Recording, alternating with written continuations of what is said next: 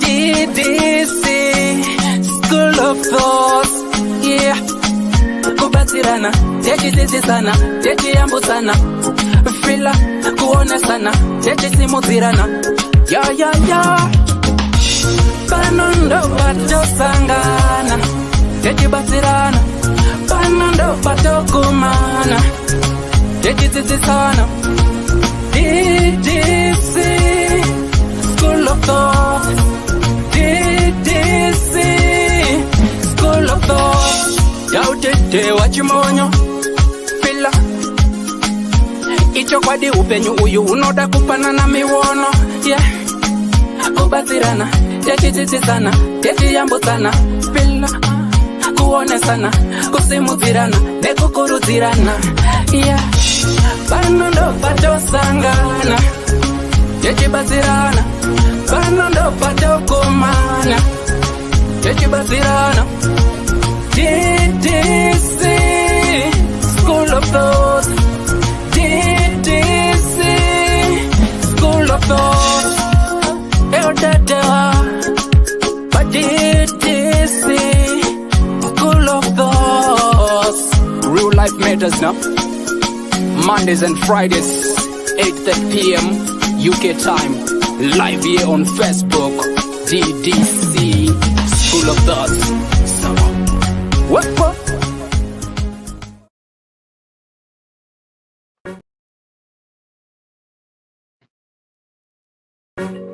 Ddc Currenters. We remain committed to helping our customers stay mobile. Dinomatika paguta, para mukuta, uyakuna. Ddc, fana kuna. Feel saver, 4x4 family car. Tenema feel saver, 4x4 family car. Unotipata apa +447961803546 or +263773791 and last one +263771257 your big up daddy T.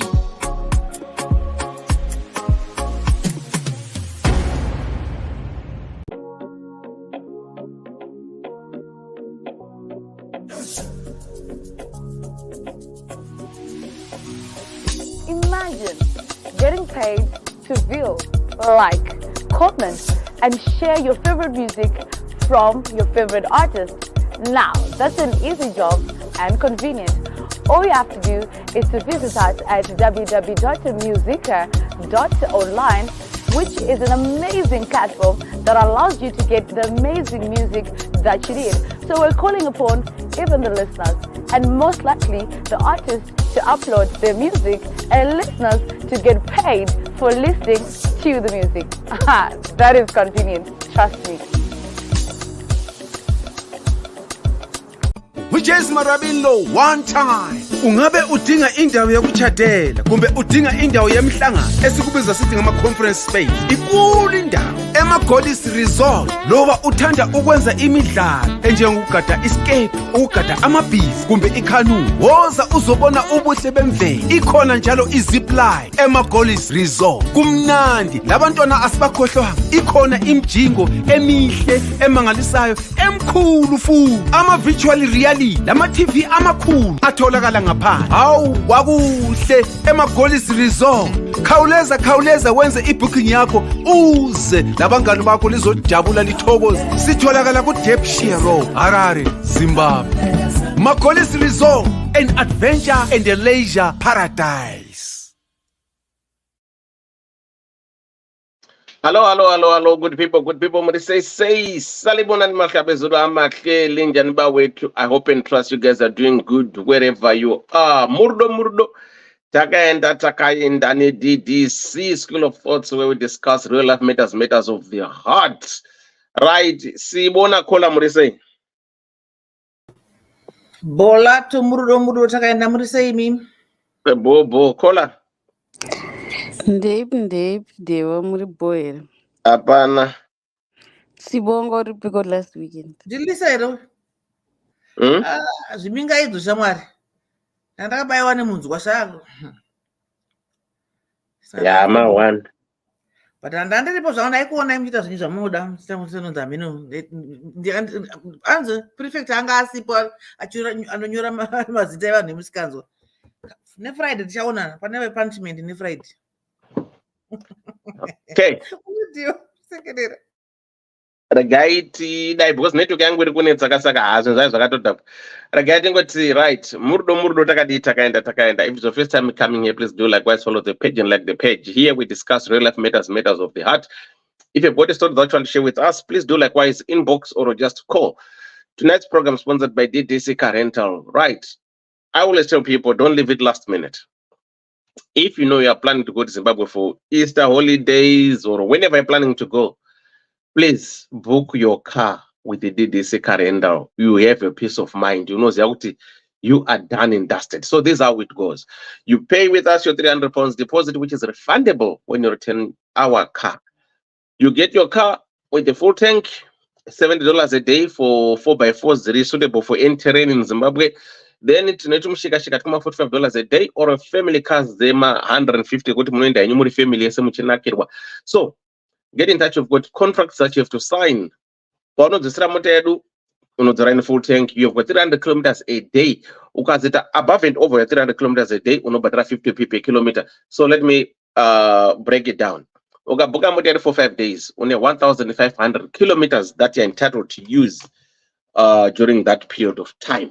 Saka unozongita medza ako kuti madezi wabuka mangani ndi kilometers ako mangani. So please do likewise. Share our Facebook page. It's Ddc Rental Facebook page, or our website www.ddcrentals.co.za. Kana kuti munongoti bada bana ndo bane DDC yachese vanhu vese muri kuona yava DDC yoyi. Tongoti takadaro pa DDC papo hatiperi kukarenda chete. Tine pact protection of adults and children's team yekuti we support very less privileged. So your donations goes a long way. If you feel you want to help somebody else in Zimbabwe, you want to donate something, please get in touch with us. Ndiro school fees, ndiro masantary pads, kandi nemasantary pads angu andinawo, ende munotora mupaona munopa vaya, kandira kupa mablanket, whatever you have, please. It's all needed with us as DDC. After the show, Dewa, ninye masanitary pads amunoita kupact. I've always had a suggestion yandinogara ndichifunga pamunosvitaura kuti instead of sanitary pads, have you considered providing reusable period underwear? Underwear? Zimbabwe. All I'm saying is instead of using your money to buy sanitary pads, consider using the same money to buy reusable period underwear, because you can buy one or two of those, and they can be used over and over again up to probably a year or so, and the cost would probably be about equivalent to 1 month or 2 months worth of sanitary pads. Okay, so that's good. mvura inowanikwa here kugeza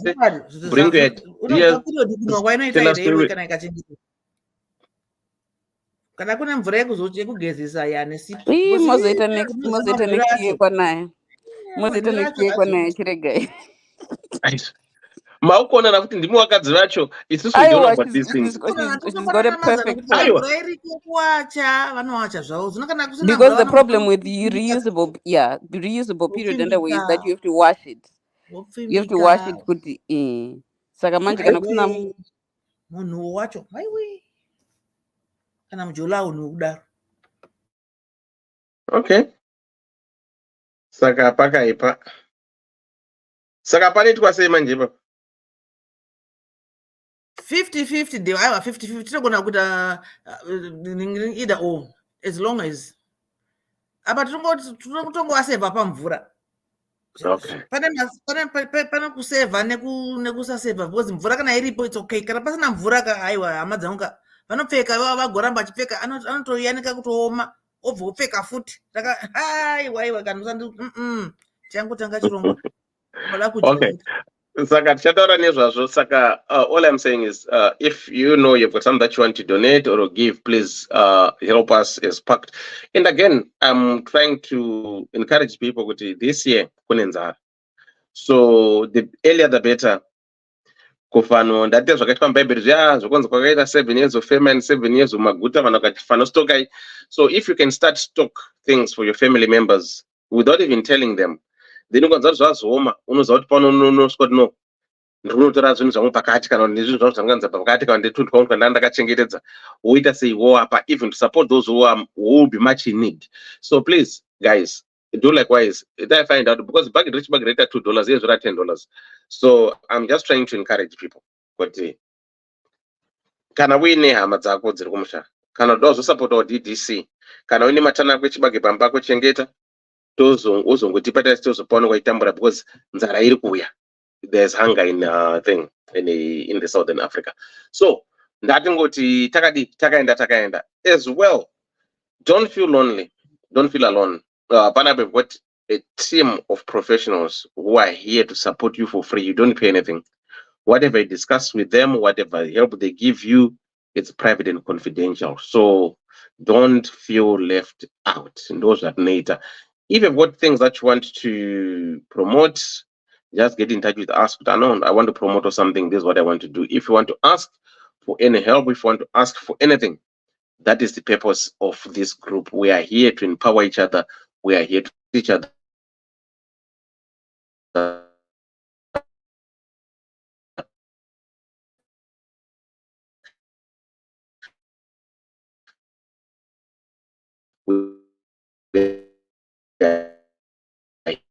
here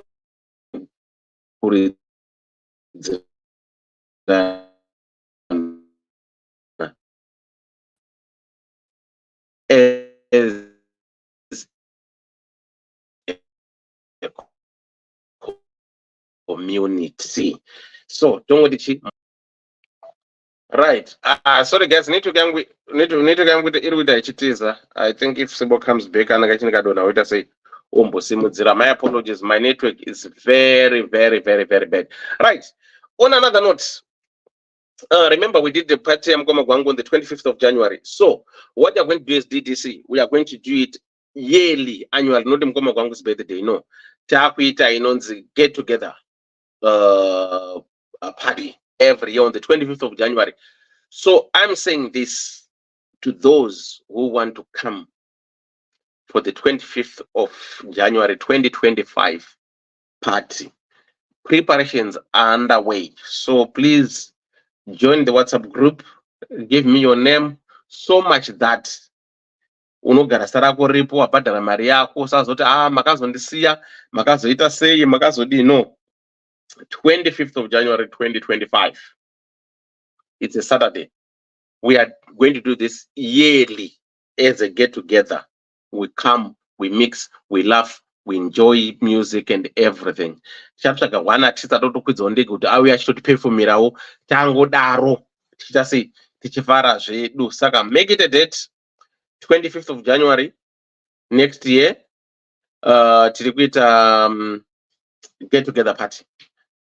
Saka murudo takadi takaenda ragaende kumorese kone muri how are you doing Lucy kotokwa zviri sese tendai tendi mukanda how are you doing ambilo nrofu WhatsApp my dear true DG ndeipi ugo kama ngibe kumbale zviri sese mukoma Flaven Sangare muri kuzvigona sese hanzi hello mukoma Dewa and the entire DDC family all over the globe. I hope and trust everyone's okay. Mukoma Flaven muri kuzvigona sei. Right, auyo konuyo koni ndeipi Bom komate wamusei murudo Sibo asi ndo time yako kudya lunch kana unogara chidya something Maskati guys, it's 2 o'clock. lunch ndona Sibo chingogara chingodya. Right. Ndato munhu wadadoterwa ku inzwa ndato munhu wadadoterwa ku DDC get together group umwe atopinda za 2025 DDC get together kuna rimwe group ere besides rere aiwa tiri kuchinja zita. Okay ndiripo Yeah, because what you're going to do, you're just going to remove Mukoma Gwangu birthday. Tango to DDC get together. Okay. Kwa hiyo Saka- venue yacho Mukoma Dewa ine AC. Vane bigger hall now. But does it have an AC? Yeah, they do. I hope so. Wait a minute. Otherwise andui. Vana mukanadha achandi kuuya Ndakapota ndafaka paya. Ndinozvipa mafuta. wakaita lucky bhozi CPR yaizowana So tine problems zika. Aiwa hairipo. Ngoita paCentral kani kumwe kwacho kuya kumapfanya kuya kure. But anyway, it's okay. Iripo. ndo patazongomutaimira kumukisa yapapo chiita mouth to mouth kundistadi. Aiwa ndowandozvinzwa kana zvakutanga ndobva ndamira. Ndopa yazongopepuka ndakadai zako muromo soka chidai zako so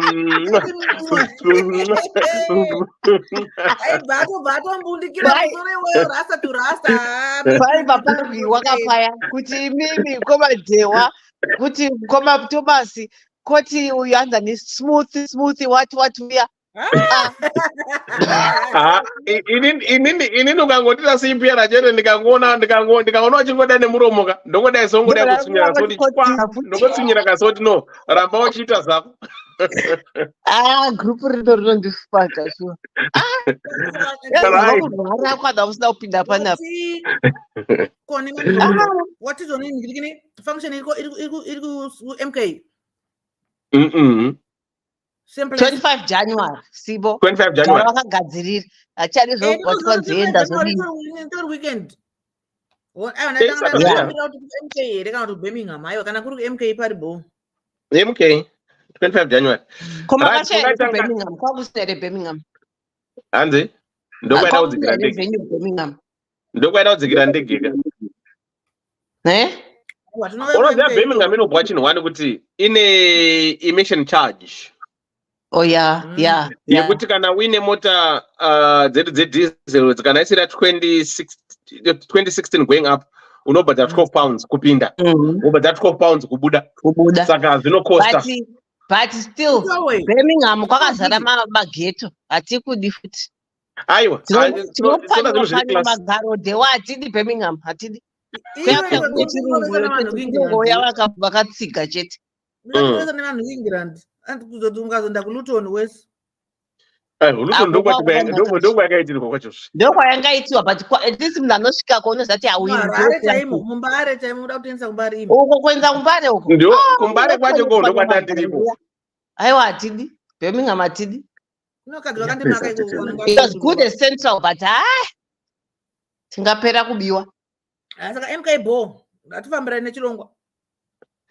Right. Louis Mzvare zviri sei sibongile kumala how are you doing? Funga tanganda zviri sei. Right. Network yangu iri kumboita ichita sei ichitiza. Sikatagara ngoti our next program sponsored by DDC calendar like what I've said kuti Easter holidays around the corner, or even if you're not traveling on Easter, anytime when you want to travel, you know you'll be traveling. If you need a car to use, please get in touch with us. Book your car now so much that you know that you've got a peace of mind.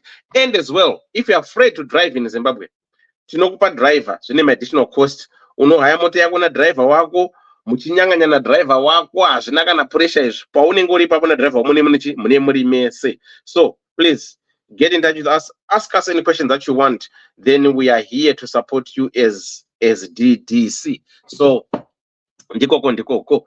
Regai tingoti nyaya danhasi. Regai titsvaga kuti iri papi apa. Ende network yangu zvero ndiitira. Nyaya yanhasi yakamira yakadai so. Saka guys ndikadonaka imoita sei munongokontinya ndichita ndichidzoka. Right. Varume ngavakwira. Ndati varume ngavakwira ndizonzwa kuti kwanzei tataza kutaura. Zvino ini nakola kandifuti fanange tiri pasame stream. Tifana kuti 1-1. Why? Varume avagondizotaura kana tiripo. Rambe mchitaura ndokupedza kutsvaga. Kona? Hazi Lisa here ndilisa ka. Aiwa asilisa kona ndikona. Vana mazita here vana makola iwaya. Handine zita racho. Sipo kudya chipo ichikeni inewo zadzara ndinayo soka. Yes. My way. Koni wazazvanyorwa namukoma gwangu here. Hanzi. Papeji yavo. Uri kuona? Tarisana bata uri kubata Wonga kaiona post iyo my bitterest rival on DDC talk show airways. We have never agreed on anything in years, despite our rivalry. She still crossed the Atlantic Ocean from New York to come for my 60th birthday in the UK. I think that's the level of maturity needed in African politics. Asikana mazogara. Maivani naro ava. Politics era. Oh yes, exactly. Politics really get CCC.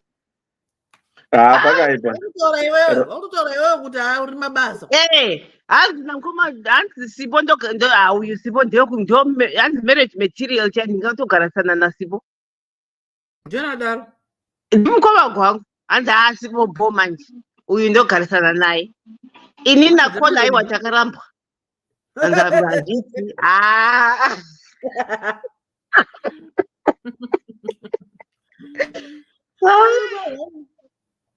manje mameters angu emarriage ari right here mameters acho material ya chaizvifambazane anosvika inoda mameters mangani 6 zvichikwira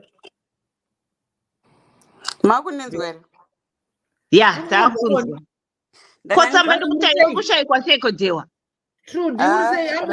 notsamba handisi kushaya ndiri kutotsvaga don't worry ndiri kutoitsvaga hapana naye raverengewa verenga hanzi first cut is the deepest. Zvikanzi hi DDC, I am a man aged 38 and my wife is 35. We've been married for 8 years and we have 2 kids. My son, who is 6, and my daughter, who is 1.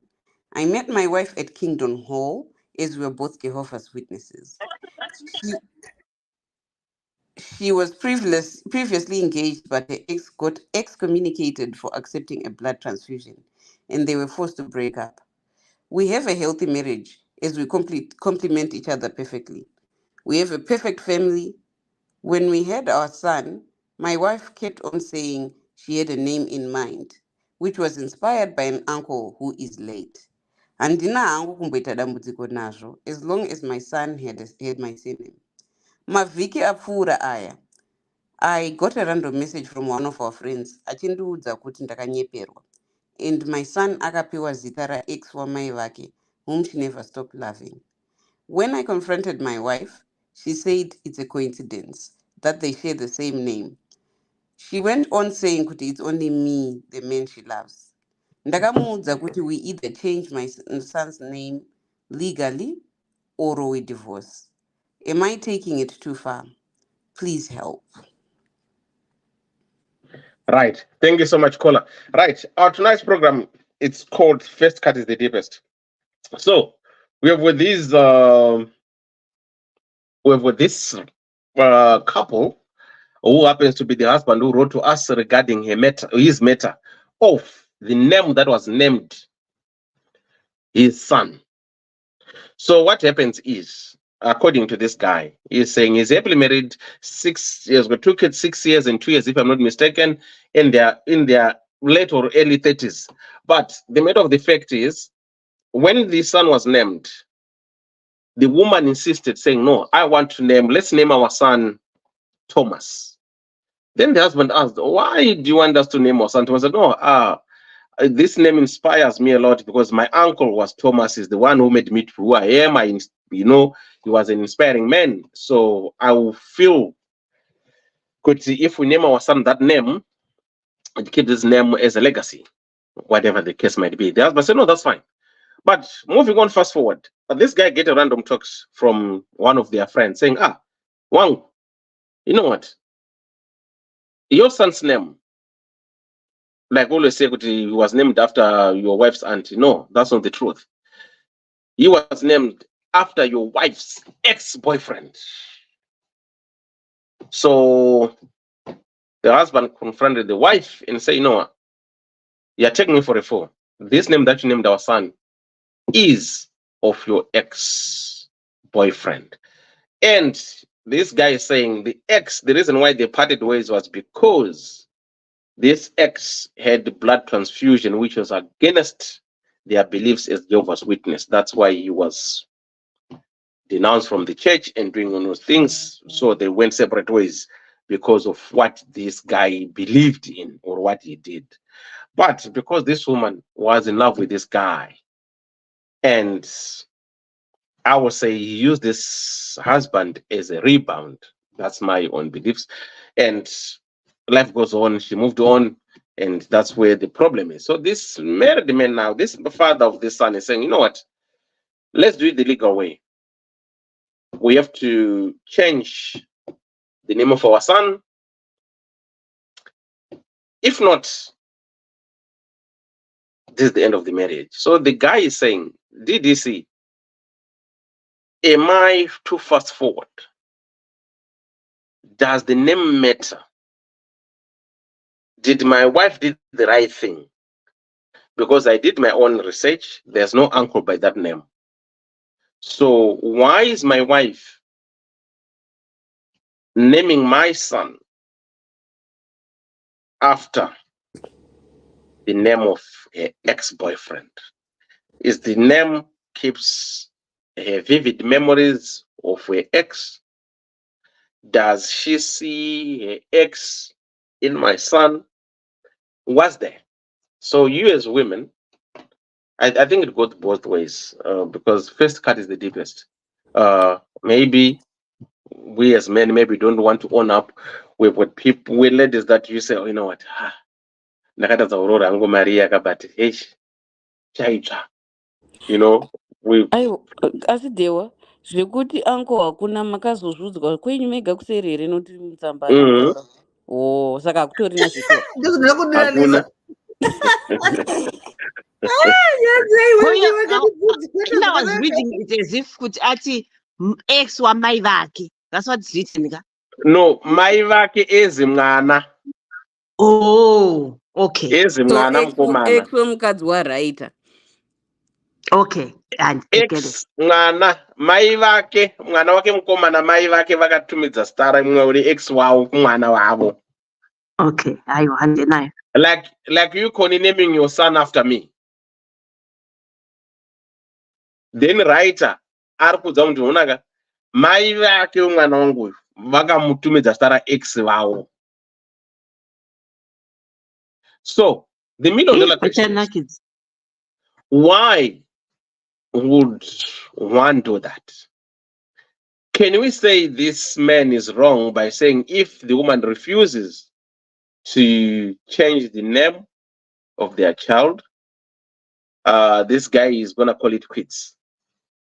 But don't we have people who were named after other people whom they're not even related to? So where's the difference here? Is it because you now know that this was an ex, but don't we say an ex for a reason? You see, this is what I always say, Kuti. In our culture, this is where we always find it difficult, especially here in the diaspora, about co-parenting, right? You see now, this guy is not even happy for Mwana to be named after ex, whom the ex maybe has never met, but it doesn't sit well with him. So how can this work if it's going to be a blended family? Will this guy be able, if this woman had a child with someone and that man wants to be involved, let's say, okay, let's do a blended family. I will come and pick my son, or I'll come and pick my daughter. Will this guy be able to contain and accept it? Okay, will this guy accept or understand what mukadzi wake kana ex wake can meet, having a cup of coffee, discussing a blended family? This is where the problem is. We as Africans or we as Zimbabweans, I think we are still too far away from co-parenting, blended family. We even talked last week but one. Will you accept your best friend to date your ex? And people said no. Why? That is your ex. And why can't life goes on? So I don't know. Maybe I'm now like a coconut, but same boy. I know she no needs. So that's our story for tonight. What's your take? Was the woman wrong by naming her son the name of her ex? Is the husband wrong by saying change the name? If not, we'll call it quits. Was the woman supposed to be honest, say, okay, I'm naming my son because there was my ex-boyfriend? I think we once talked about this when this lady says to, when she was about to marry, like saying, oh, you know what, let's be honest, that daughter is my daughter, but I gave it to my sister with surrogates. So how far truth can be said and how far truth can be heard? Or is it better for someone to find out? When one finds out, will it be okay with them or not? Are we ready for the truth as Zimbabweans? Does we accept truth? Or we'll always say some truth is not supposed to be said? But if one finds out like now, what will be the repercussion? What will one think? Do they feel deceived? Do they feel played? Will they start having some trust issues? So what will be the best thing to do about truth? When can you know this is the right time to say the truth? So that's our story for tonight. I'm Rufu say, haha, my friends, aya muchatamba mega zvenyu kuzvirega chaiko. Yvonne Nyandoro said the friend who stayed up this conversation is jealous. Right? Sibongle Kumar said that's different. Hapana mwana, it's nothing to do with culture. Even Varungu don't tolerate it. The ones around me anyway. Sibongle Kumar, so for Sibo tell you today before. Hello, Tim Jarimur say right. So I don't know. Your views, your opinions are welcome. Right. Right, Sibo, what's your take on this one? Ngaende unogara nemukomana iye shamwari yake ari kumuudza zvekuba kwake zvaasingazivi. Ari kutrasta munhu uri kusaidhi kuti andiudza zvakati. Ko anditi kana akuudza zvakati wakazobvunza mukadzi wake mubva aramba. Ndizvozvo.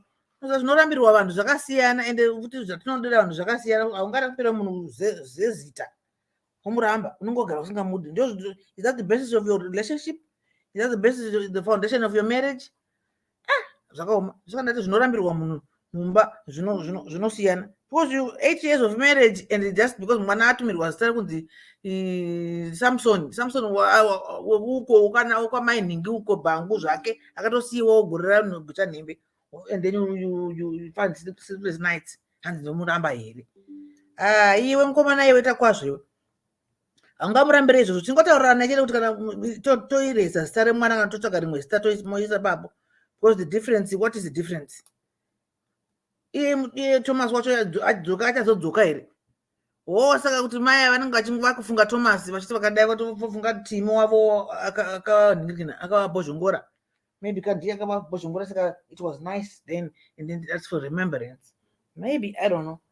But matauro angu ndekungotiwo tauranai zvekurambira munhu mazita rekuti waisira zita iro. Manga magara pasina zvamanyaya achievement yakarerwa nevanhu kunze marriage than achievement. Saka yenyu certificate yemarriage haina kukosha maningi, because kana muchiti you can easily just get divorced just because of that. Saka zvakachipaka. Bva ndichatororwawo mangwana nongozorusura ndarambana nemunhu watinosi Friday because it's easy. But anyway, zvemazita yakambotaurwa futi paya kuti vamwe zveshuwa munhu akapiwa zita rakangoramba achinzi kufanana nhingi wakazodai nhingi zvinozvo zvapfumbira kana kuti zvinozvo zvaita zvabring back memories akanaka kana kuti akaipa. Kana iye mwana chaiye anogona kunzi kuzvandinongonzi kufanana sekuru vanga vakamhenge vakaita sekuru avo. Saka uyu mukomana uyu shamwari dzake anotrasta shamwari dzake zvekuti ngaambosiyana nemashamwari ake aya anomuudza nezvekumba kwake zvaanofanira kunge achiziva. Why would you be told about your own household nemwe munhu? Imi mafriends ndimunokanganisa imi munorambisisa vanhu zvisina basa, vanhu vakunyatsodana zvavo. But anyway, iwewe mukomana indiri kungoona kunge zviri simple ini. Just kana singari kuchinja zita siyana nazvo, continue udanana kwenyu ongoza kuti mwana zita rakatopfumbira, but kana uchifunga kuti ndo zvaunotoda kuti aramba kuchinjwa zita mwana saka ngandirambe mukadzi asi wakamupiwa mahara. Alright, ramba hako mukadzi wako because wagara unga usingamuda, ungangorambiri mukadzi kuti anzi aramba kuchinja zita. Shuwa mukore uno wachete ndo zvakuitikawo mazuva ano vanhu vanongorambana kuti wagura mari yakawanda saka ndichakudi, love yacho iri papi. And I think this is a mockery. It's just me, and this couldn't do. I think it's just a joke of the concern. He could say sure, maybe what are jealous. I think he's just jealous. He's overthinking. Yeah, what are they? What is this? I think before co-parenting, because we overthink, and when I overthink, we analyze this people. Takuta film masome takuona hora, takuona wana tiki na natimina na bonzo in our imagination. Saka ari kuti timu yaye muda zvisipo zvausingazivi wakuto imagine, and it becomes a reality to you, and then it bugs your mind, and now wakunyora tsamba utanzi muramba here urumurambirei izvozvo. And I think it's just a minor thing. Please utarambe mukadzi wako kana wachimuda, kana wagara ako usingamuda utamutsvagara nyaya yekumuramba sezvinoita varume. Anonga kutsvagara kanyaya kadidi kasina basa kuti achakuda, anonga asingatakagara asina kudi. Murambe hako murambe, because hazvina zvazvinobatsira zita. Unongodzara ndangariro aiwa mukomana uyu ndiye anenge akutofunga kuti mukadzi wangu akafunga nezvatimi maiwe hapararwe pano. Mukadzi anototi nhasi hatobatwa, musandibate nhasi ndine musoro, anenge asoro achifunga timi wakarambana naye. You think ari kufunga zvinhu zvisingatomboita, maybe timi wacho hatombomudi. Now just angofungira uzona nyatsambaita utongofungira kuti maybe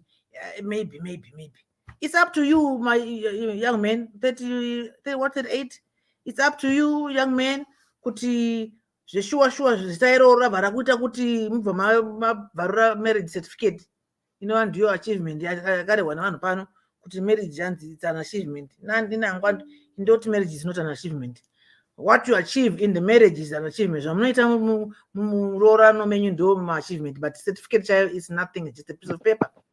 But anyway, since it's not zvakakoshera kuti urambe mukadzi wako nenyaya yezita remuex wake, bva murambe yako. Zita iroro rinongoramba ringori mwana iye anongoramba achingonzi Timi, iwo maramba nemukadzi wako hazvina zvazvinochinja. That's what I said, kuti hazvina zvazvinochinja ukarambira mukadzi wako kuti zita remwana raramba kuchinjwa. Harizombofa rakangochinjwa zita chanongoramba chingonzi Timi, iwo oenda unoda nemwe murume nemwe mukadzi, then the wife gets married to another guy. That's it. It's simple. Chazotsvaga zvimwe zvekuita makwikwi nazvo. Otherwise I'm just answering your question kuti ndimuramba here zvazvodai. Aiwa kana muramba uchida kumurambira kuti kusachinja zita, go ahead, because zita harisitombo iro. Zita ndiro risitombo zvaro blaz topfunya ichisero kana kupfeka dhuku kutobikiswa sadza parufu dewa uri kukotsera muka ndiri kutaura ndinoteerera. Ndati budi ana urara kusarari aiwa vakatiza parufu ndizvo sometimes it's up to you zvekuzoda kupinza ma-third parties. It's our culture, but at the end of the day inini newe dewa aiwa dewa ndewakoni inini newe nagivi tinobvisirana hembe tiri tu vamedu tichita zvatinoita family planning tiri tu. Hatina musowana akamboti ndinganimbonoudza mai kuti tinoda kuita mwana wechipiri, iwe chimbonoudza baba wako uku kuti tinoda kuti mukadzi wangu achiita mimba yechitu. You don't tell other people, it's your decision. Saka kana wakuda kuudzwa zvekuita zvemba mako nevavo woteerera, aibva ita zvezvaunenge uda kuita, go back, especially that guy your friend. That friend is not a good friend. How does he know? Akazoziva sei kuti mwana anonzi Timo nenye ex boyfriend yake? How did he know that? And then if he knew, if he was a good friend, he could have akakungunza mese. And I believe in mese 333 ngatitaura tise inini wacho newe naiye kuti chamwari uyo zvakaita mai group hazvisi kuita makati mwana apiwa zita remukomana wenyu kuseri uko kuzvidhina uko inobva naramba, then we talk about it akutanga makuhwa. Saka singatomboziti varume ane makuhwa kai, varume ane makuhwa nai hatonyari uyu friend yako sha. muudzi iwo kana zvakadaro chigara nefriend yako iyoyo unotrust ramba mukadzi wako unogara nefriend yake kubai kwacho muite tadiko wotora mukadzi wake moita varume true because you trust this guy too much. Munyari. But mukangoramba mukadzi, the fact of the matter still remains the same. Mwana ayambofa kasinjwa zita unless ukaita fight for custody ukanzi mwana anoenda kwauri, maybe ndipo unozochinja mazita. Otherwise mukangoramba chete azvichinja azvito zvinochinja zita. Azvichinja zita izvo. Kungoramba nemunhu woti anzi ndarama naye saka zita richachinja. Aiwa, plus mutozvinyepera. Tagaye dzimwe tsoro dzokutamba. Muiwine. Munogona kungoramba zvemukadzi wenyu but mwana azita rake nongoramba chingonzi Timi. Kamwe kacho kazonzi Bhonzo kana kachizvarwa next time. Egandibvumira apa. But can I ask you a simple question? Simple as it's supposed to be, yes. But why fighting for custody? Why are you insisting in naming Mwana Zitare ex-boyfriend yako? Why don't you want the name to be changed? Because let's try to be honest here. If it was the other way around, because Koni was my ex-girlfriend, I was supposed to marry Koni, but because of circumstances. Remember, the person who told this guy, Nyaya in the same church, this guy anamata another church. Saka, why is it you're insisting saying I don't want to change the name? What value does that name carries to you? What value and what does that name means to you that you stand by saying I would rather lose my marriage than changing the name? And why do you want me to fight custody without this mwana wangu? Why? Did you pindura? Why? Why could I break dance? Circumstances. Break dance.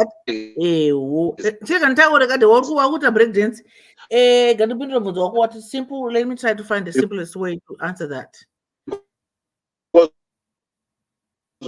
Takukumute the way X. Taura in the Ramberi. But why are you fighting? Why are you fighting with Zoti? It's not relevant. Yeah, it's not a fight as such. Let's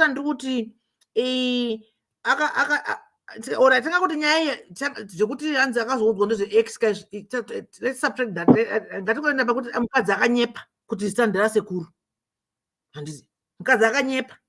Saka ipapa ndo panenge pane nyaya manzi kuti wakazonyepa kuti zita ndirasekuru iro remukomana wako sei anditi vopindura naye ipapo and then kana akaramba kuchinja inde kuti argument is yekuti angabva arambira mukadzi wake izvozvo here zvekuti zita raramba kuchinja anogona, yes, because people vanoramba nazvinhu zvakapusa stereki. As you are saying, a simple question, a simple answer. Kana achida kumuramba, anogona kumuramba zvakanyanya kuti aramba kuchinja zita. But okay, let me go back to this sister here. Kuti ari kurambira kuchinja zita remwana. Akapusa apa mwada kurambwa. Dzimba mukadewa dzinoita dzimba idzi dzinonakidza zvekuti dhu. Pamwana tsaka kanyaya kadiki kekuti vatukane. Kanyaya kadiki idzo nyaya dzemafoni dzendotoradza kuti munhu anoziva kuti ndikabata foni yemukadzi wangu kana yemurume wangu pane zvinhu zvandichaona ndichatsamwa nazvo, but unoona anhu anotopekerera naye foni kutsvaga kuda kutsamwa chete kuti mungotukana chete panze kuti angosiyana nazvo. Ukangozviziva asi ukazobvunzwa utaura, but zvakadai izvi he should have just vakaudzwa nebhuru wake uka dai akapedzana neshamwari yake azoudzawo mukadzi wake zvakanaka, but kuthreaten nazvo kuti ini mathreats ndo andisingadi, just kuthreat do ita wega toni enda karamba ndirambe toni kuti zvinochinja chinhu iri zvakaipa. I'm not saying zvakanaka, zvakaipa kuti akanyepa musikana uyu overall, whether zita ndirasekuru kana ndira kungonyepera murume kuti zita ndirasekuru wake pasina sekuru akanomuti Timothy whatever the name was. Dai vanga varipo better, but aziva kuti ndire ex wangu wandotofarira akatondidai. You know, these things. And then what though? After 5, 10, 15 years, mwana chingonzi, and then what? 300 zozofawo kwaari mukomana weya ex wacho. life goes on. It's just kungoda kutsoka pamuromo dewa. I'm with you, yes, but nyaya kuti nyaya yacho yaapoka. What can we do?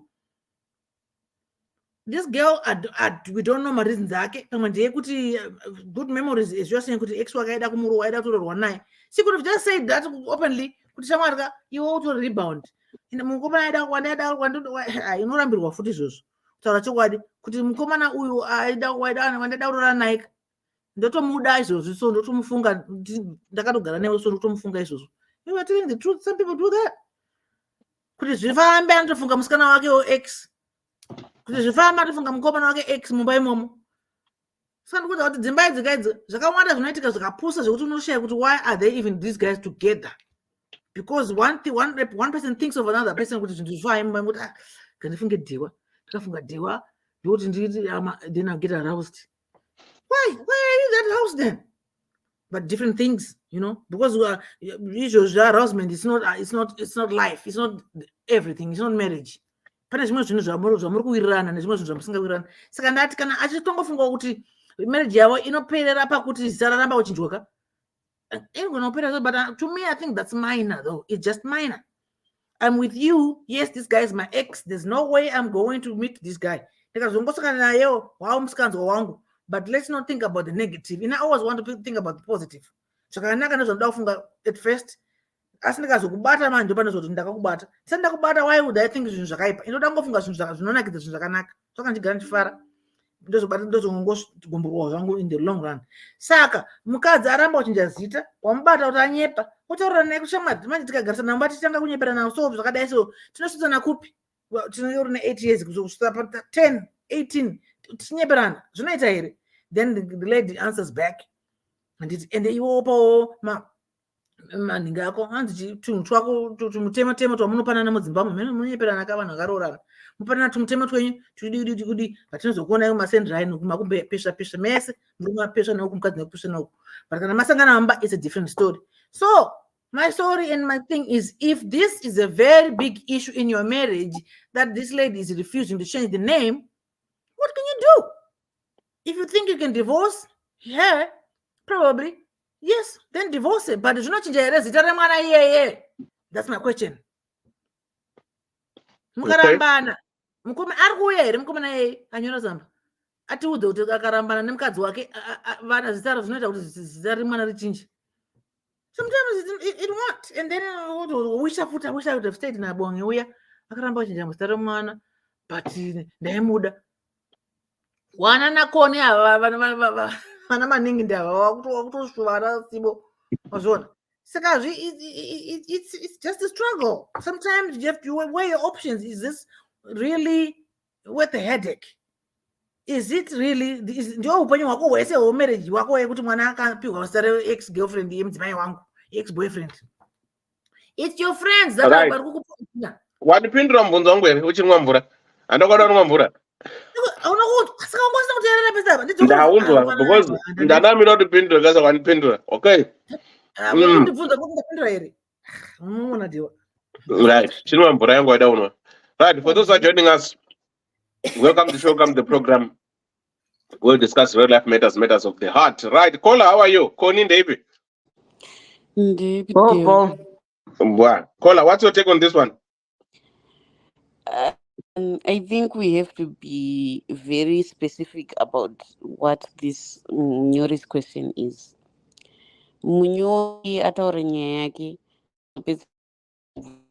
ndakaudza mukadzi uyu kuti either we change the name of child legally or we divorce.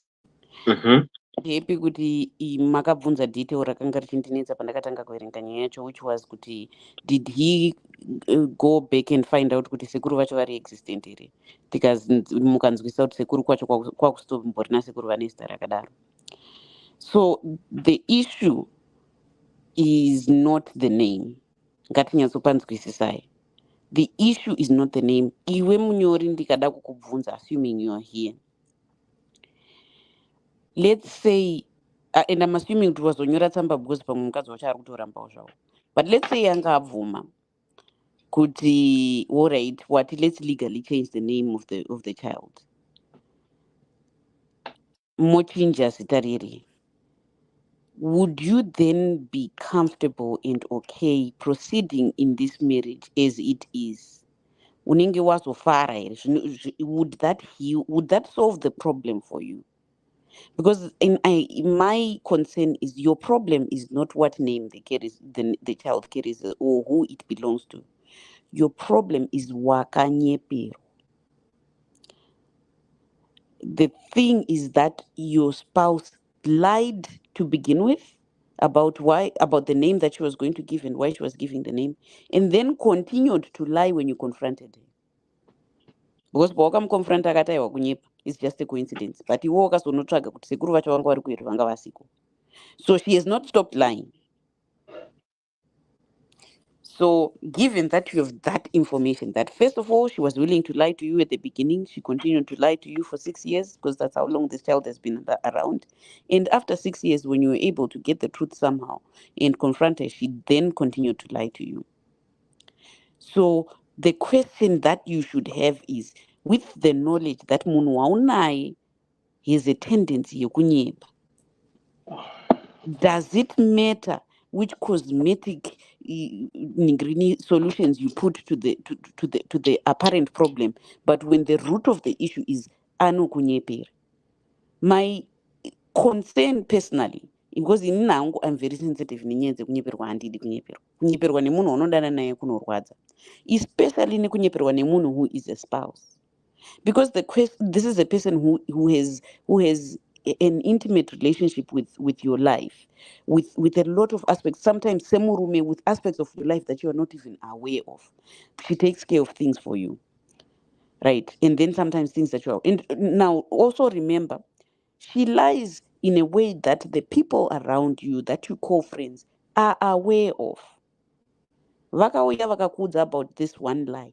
What other lies are there that they know about? What prompted them to come and tell you about this first lie that you've now discovered?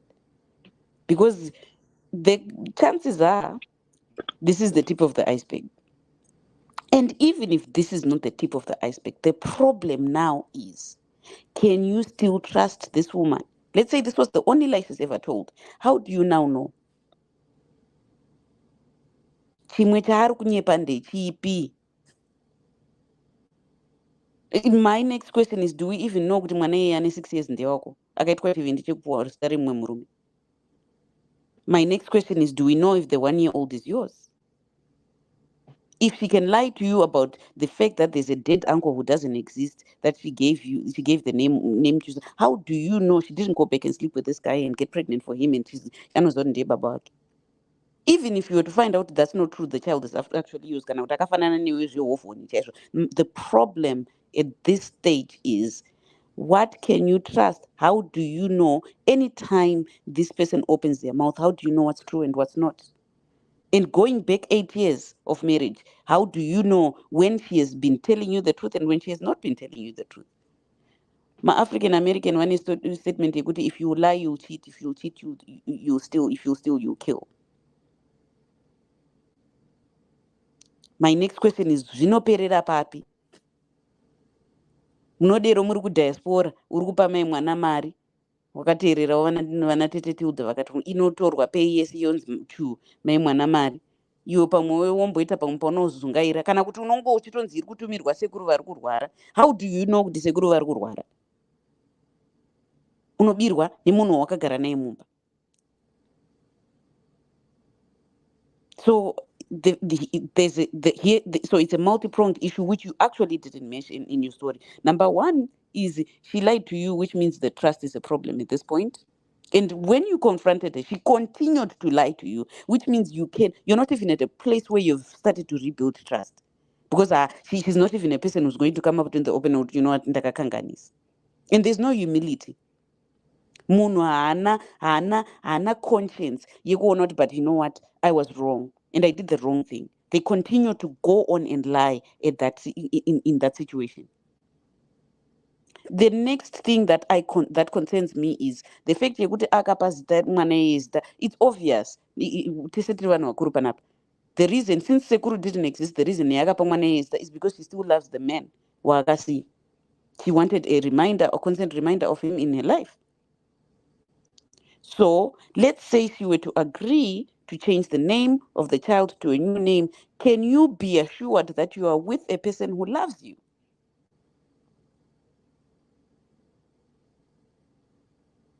Anokuda here munhu uyu.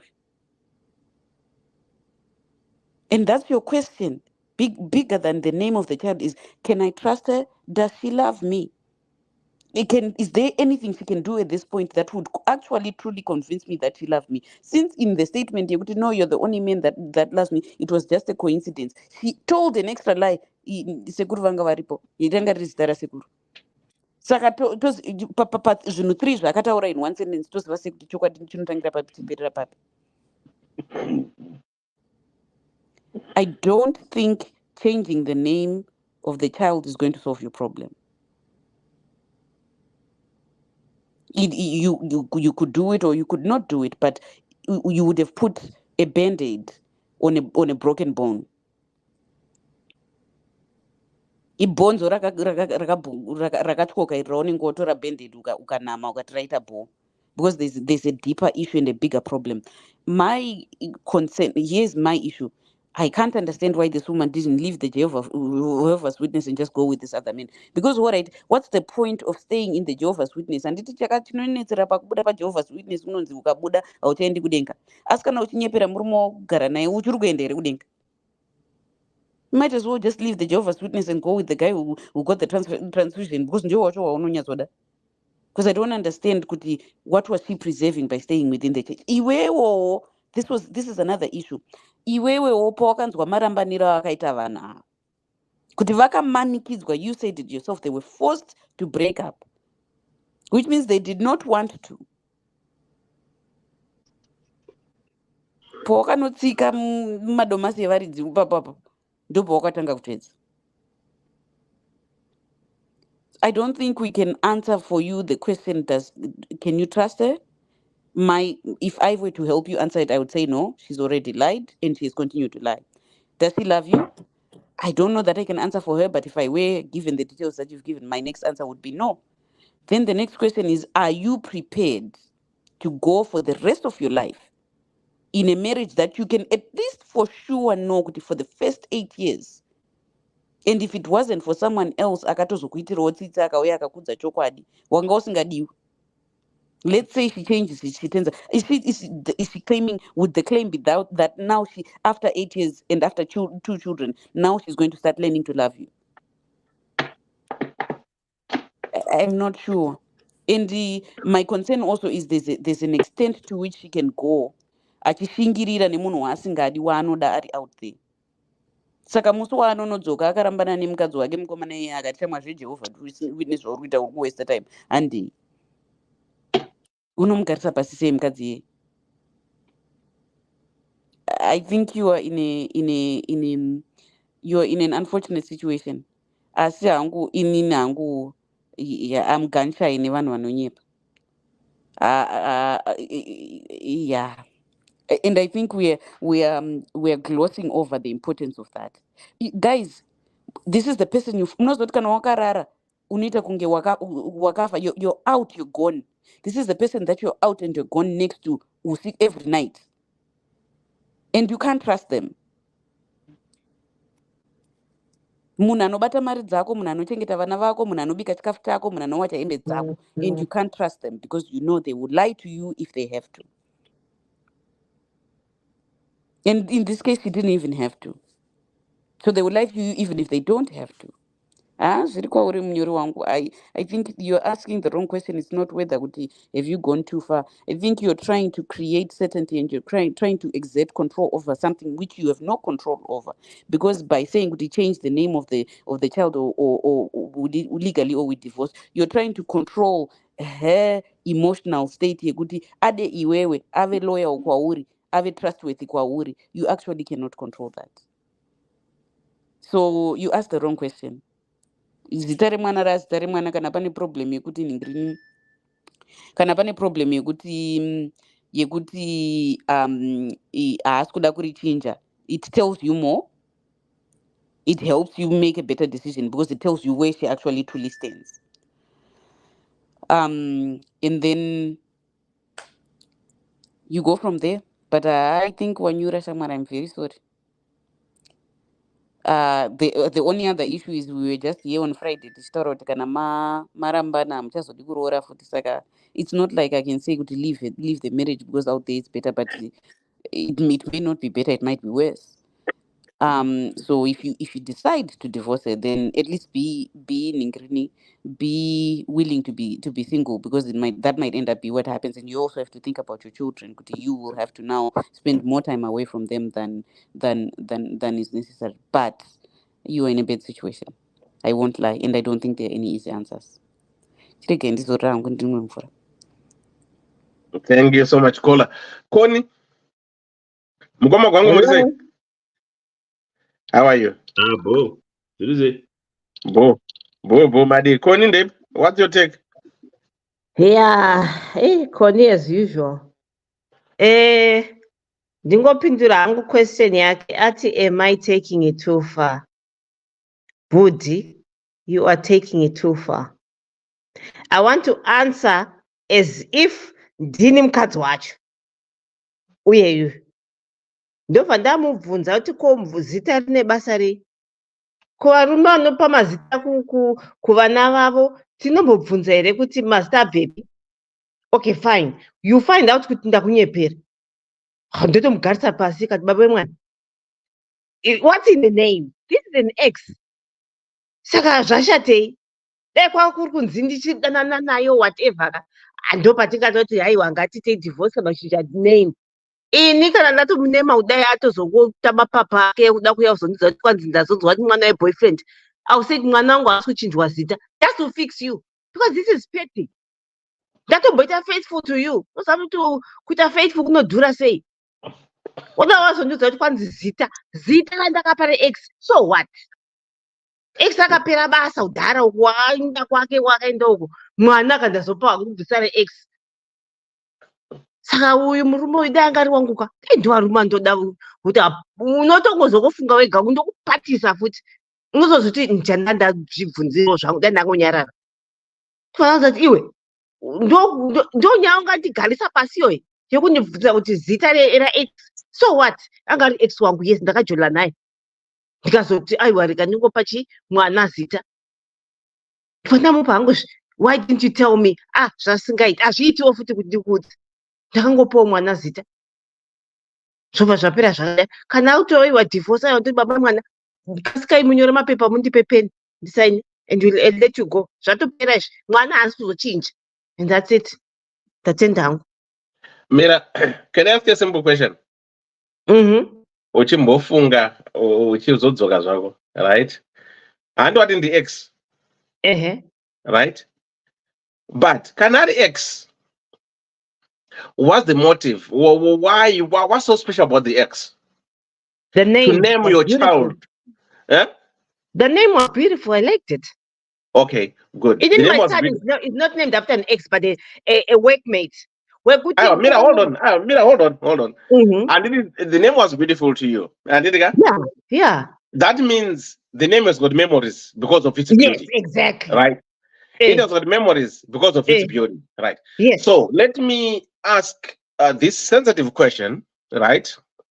And my apologies to those to the question, because it's very sensitive. I need to put a disclaimer. No, not to you. No, I'm just saying in general to the listeners. I'm gonna put a disclaimer. I'm gonna put a disclaimer. And it's sorry, guys. It's a sensitive question, but I have to ask because Koni mentioned Guti, the name carries memories. Say suppose you were raped by George. It's an example that I'm giving you, right? And you didn't terminate the pregnancy, but you know you were raped. Will you name your son the name of your rapist? I was my bad memories, guy. My good memories there were. Something good. Connie, that's where the problem is now. Because to me, as your husband, and then because what you can't name because he was a rapist, right? It's bad memories. So to me, as your husband, you are naming our son to vividly keep your memories alive. because you were so much in love with this person, right?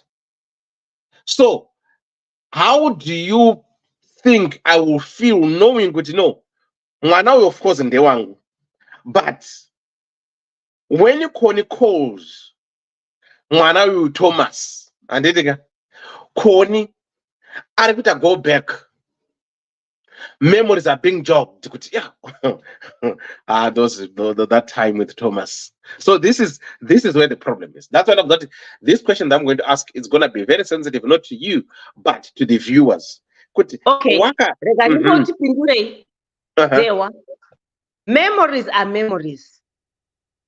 It's like you're saying we all have memories. Nekukura kwataita dewa. Tade kunyeperana kuti mudzimba umu hatina memories of our past. We do.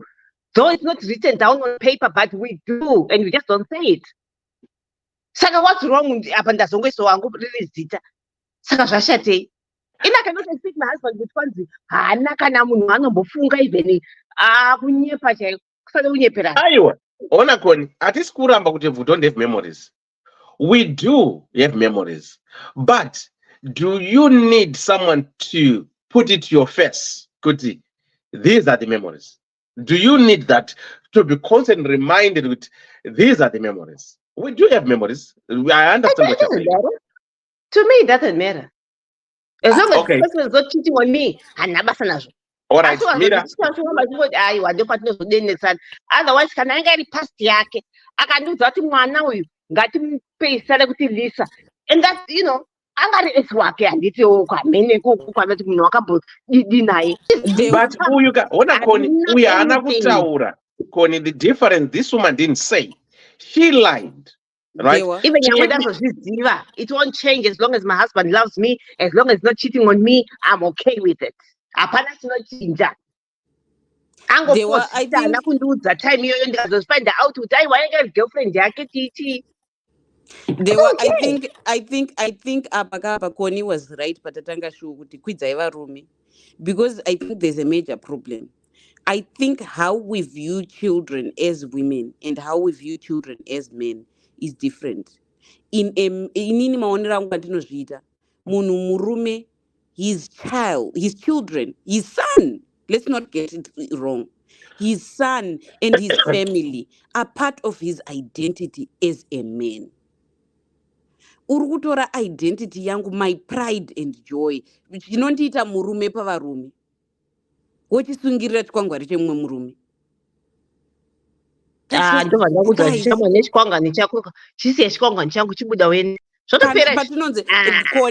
Patinonzi men want respect. This is a perfect example of disrespect. But there's nothing I didn't disrespect him. No, then he found out. Disrespect. And then that's what I'm saying with young I'll still have the same feelings. I don't care about the name. Name means nothing to me. I care about being faithful. That's my number one thing. But Connie, if someone lies to you, is that being faithful? Oh, that's deceit, shit. I'm not going to for a reason. I can understand. But because I tell that's a different thing. All I care about is my moments. Problem. It's just deceit, but the problem is it's essentially emotionally cheating. If you really look at it, this woman has been emotionally cheating because moyo wake has been ex wake. As evidenced by the name. Naming a person moyo wake no. All right. Mira, itaiso Connie. Kona mira tizeda mu debate. Yeah. Right. I'm going to come Thomas and Lisa. Listen, I'm going to Thomas and Lisa. Come Thomas. Lisa, how are you? David Dio. Dave Connie, Dave Sibo, Kola, Koma Thomas. Kona Badona. Right. Regarding Kola, we have a Lisa. I will listen to Lisa. I got queer one night to call on that Lisa got to ask Lisa. Lisa. Okay, Kola America. So let's do it this way. Then Zosa Connie, Konadona, Right. Our topic tonight says first cut is the deepest. Hi DDC. I'm a man age 38 and my wife is 35. We have been married for 8 years and we have 2 kids. My son, who is 6, and my daughter, who is 1. I met my wife at the Kingdom Hall as we are both Jehovah's Witnesses. She was previously engaged, but the ex got excommunicated for accepting a blood transfusion, and they were forced to break up. We have a healthy marriage as we complement each other perfectly. We have a perfect family. When we had our son, my wife kept on saying she had a name in mind, which was inspired by an uncle who is late. And ndina hangu kumboita dambudziko nazvo as long as my son, I got a random and my son akapiwa, who she never stopped laughing.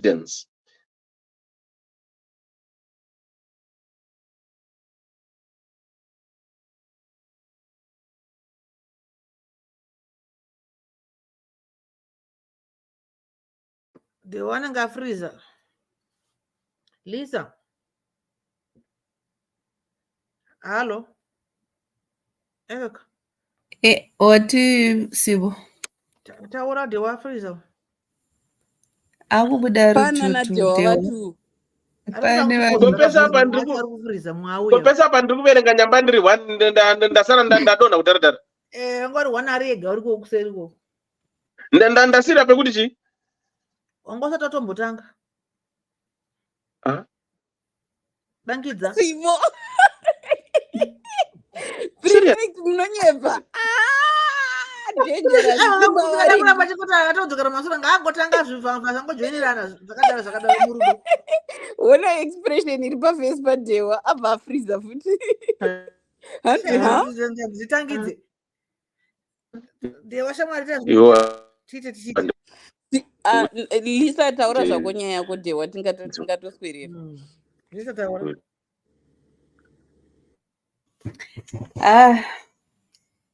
Ini nangu nyaya yemasita inotinetsa iyi. Nyaya idzi tikada kutotarisisa vanhu vamwe vazhinji tiri kuti tori nemasita ema-NGO. Aiwa chisiyana nazvo Dewa takutaura. Chisiyana nazvo. Endera mberi Lisa, endera mberi. Ndachita hangu nyaya dzemazita idzi dzinoshupa. Ukada kuita godhipa unotozoona kuti pamwe utori nezita regirlfriend yababa wako zvikatonetsa.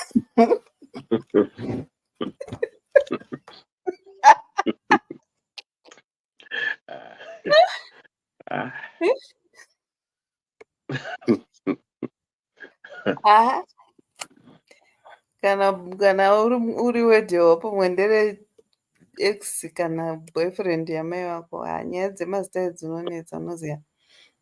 I think kuti vanhu ngavangorespectana mumarelationship, so it's good to respect each other. Kungoti vanhu mogara pasi and you find a name, a common name. Ini zvemazita evanhu ina hangu ndagara handitombozvifarira zvangu zvemazita ekuti hanzi zita remurume, zita rambuya, zita ratete, zita re-ex-girlfriend, re-ex-boyfriend. I don't want. I just believe in giving a name that is rinoenderana nesu tiri two mukudanana kwedu, mukuwirirana kwedu. What I see in this girl ndechekuti murume uyu was a rebound. Ndokutaura chokwadi. Until now, I think this woman, you'll be shocked kuti she's still attached to this ex-boyfriend, which is not good because umwe munhu anenge akatofirira akatoperera. Ende imboimagina shamwari kuti anenge achitotora mwana wake achitomukisa matama achitomuti yes John, yes John, and now you start to think kuti saka kana achiti yes John achikisa matama ari kutokisa John ka anenge achitongoimagina ari John kana kuti ari mwana waJohn. Inini I go deeper because imagine kuti mumba mangu munomu I find out kuti mwana wangu musikana akapiwa zita rex kana kuti regirlfriend. You start to think kuti saka munhu kana achitoona mwana wangu ari kutoona musikana wake kapanapa. Saka inini where do I stand? You start to ask yourself kuti where do I stand in this relationship? Tingataura zvedu kuti ndi-x, but kana ari x, why bringing the x into the life, the current life? Makadi ungoita mwana nax ikoko makapanana mazita enyuwawo ikoko nax. It's not all, unozoti I've also realized kuti pane vamwe vanhu vekuti vanenge vachidanana and then vanenge vachidaidzana kuti mainingi orambana nemunhu they carry on that which they were doing with their ex into the current marriage. Kutaura chokwadi ka mune musina kumborambana. Chikwadi ndechekuti this other person is just a figure, is just trying to replace that other person, but mwoyo wako haupo. Mukadzi uyu mwoyo wake hausitomborimo mumba umu, haumo, uri kuna ex uko. Whatever they did to each other I don't know, but mwoyo uriko kuna ex, zvekuti vanhu ivava vakasangana ka ndikukudzai ndo zvinozonzi rwizi harukanganwe parwakamboerera nawo, because pane achiri nemafeelings and maybe musikana relationship yakapera asingada kuti ipere.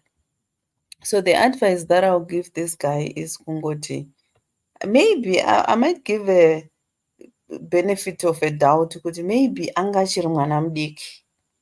You know, sometimes you get married tiri kuma 20s. If you try to think the things that you were doing uri kuma 20s and early 30s, they were foolish things. Dzekutoti pamwe mukatonetsana mumba munotonetsana uchifunga kuti I can go back to my ex. Saka I can give a benefit of a doubt yekuti she was still young and probably she did it achiriwo nemafeelings at that moment, but pane paunozosvika pakukura pekuti you realize kuti and now to change it, it's like an engraved thing. You can't delete it. It's there now. So I think they need to sit down nemurume wake nemukadzi wake, then we'll understand kuti is it what really happened, and then we understand that maybe she was still childish at that moment, or anga chitoriwozve nemafeelings patime iyoyo, but paakazopinda murelationship iyi akazoona kuti where I am is better than where I thought I should be. Zvinoitika futi dewa ndokunodanana newewe handiti, and then torambana funga kuti dewa is my life, and then I get in another relationship ndichingoti dewa is my life. Dewa was my life. I could have got married to dewa, but ndotozoona totezvo relationship yandiri itori far much better than relationship yandandinayo nadewa, and every day those things zvadewa will start to erase. But now pane mwana anonzi dewa mumba medu, I cannot erase that, but the memories have already been erased. I think they can sit down and change the name. Honestly, inini I wouldn't want to keep the name. Even ndiri nangu Lisa wacho ndabatwa kunzi ndine zita rekuti Dewamba. I think it would be good for me to change the name to respect the other person that I'm staying with, because kudiwa mazuva ano kwakakosha sikana. Ukaona munhu achikuda murespectawo ende mupowo chinzvimbo chake, because mazuva ano kudiwa especially uri one kwakudhura. So I think she just needs to sit down, he just needs to sit down nemukadzi wake waunderstandana. Kana achiti sorry waunderstandana, havangarambirani zita remwana. Zvinhu zvakaitika in the past she was a child. She was childish. She was still doing things achishandisa my emotions. You know, sometimes when you do things uchishandisa my emotions, she was maybe trying to maybe at that time aifunga kuti ndikaita a close person wandinonge ndichidedza kuti dewa, I might quickly get over dewa. She has her own reasons to call her that. Zviri zvekunyeba, guys, we've got a lot of things that we've lied to our lives, but we regret them. But those things shouldn't kuzosvika pakuti vanhu munorambana. Pane zvinhu zvati people we forgive each other, tinonyeba. You know, the good thing is if you realize kuti apa ndakanganisa, you just go and ask for forgiveness. I know kuti trust inenge isiripo 100%, but we all lie. It doesn't mean to be lie kana munhu akataura kuti inini I'm 100% clean. I have nothing to hide about my life.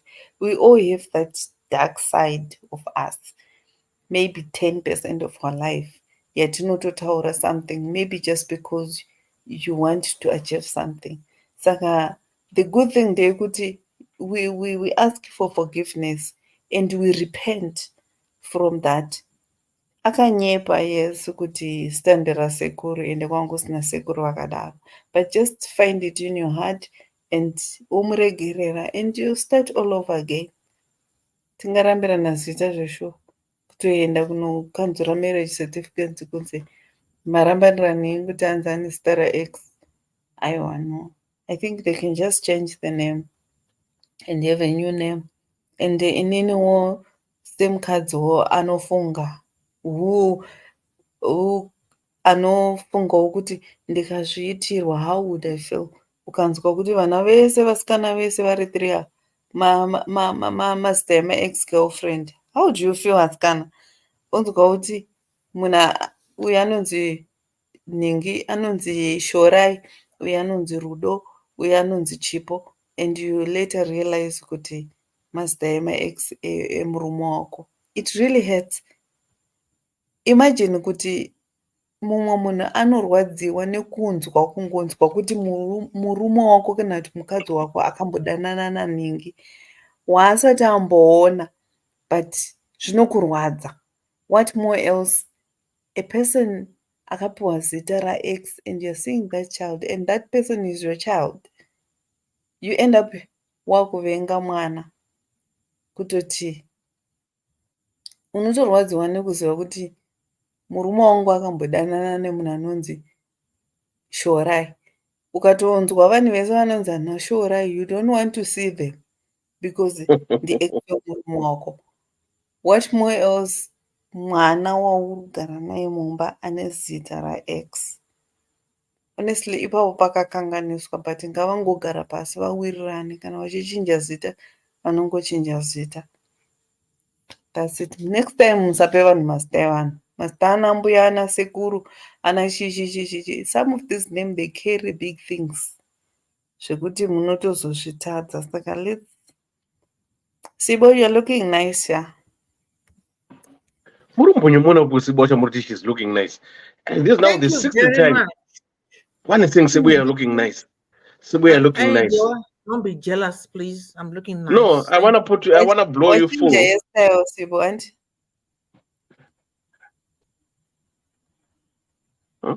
yeah, it suits you. You look much younger. You look 16. Thank you so much, but not again. That's what I again. I've gained a lot of weight, girl. But in my mind, I need to take a remedy. Don't be jealous, Jewa. Please don't be jealous. Leave me alone. Mira, you know what? I'm feeling myself because what?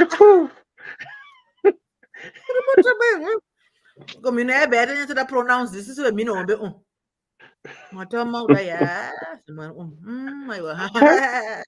Thanks, thank you so much.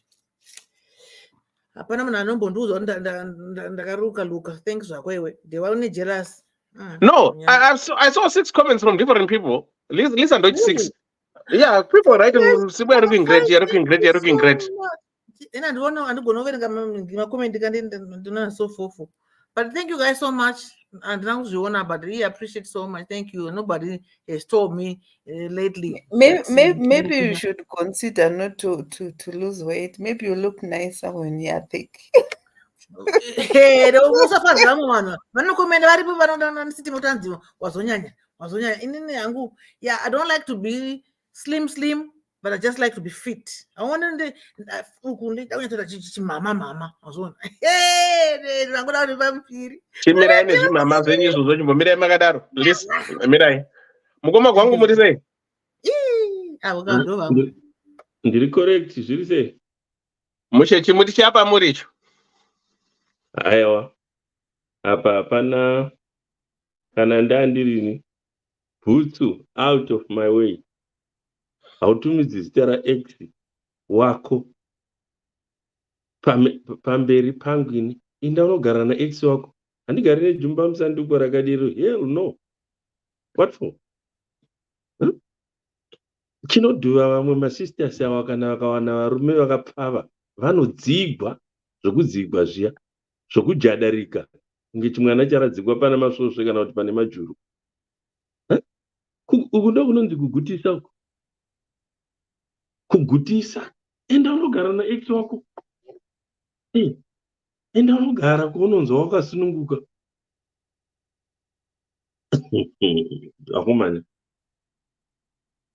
Wese woita mwana wako womutumidza kuti Mr. Gwangu, mukoma gwangu. Tonyora kuti mukoma gwangu. Mukoma gwangu.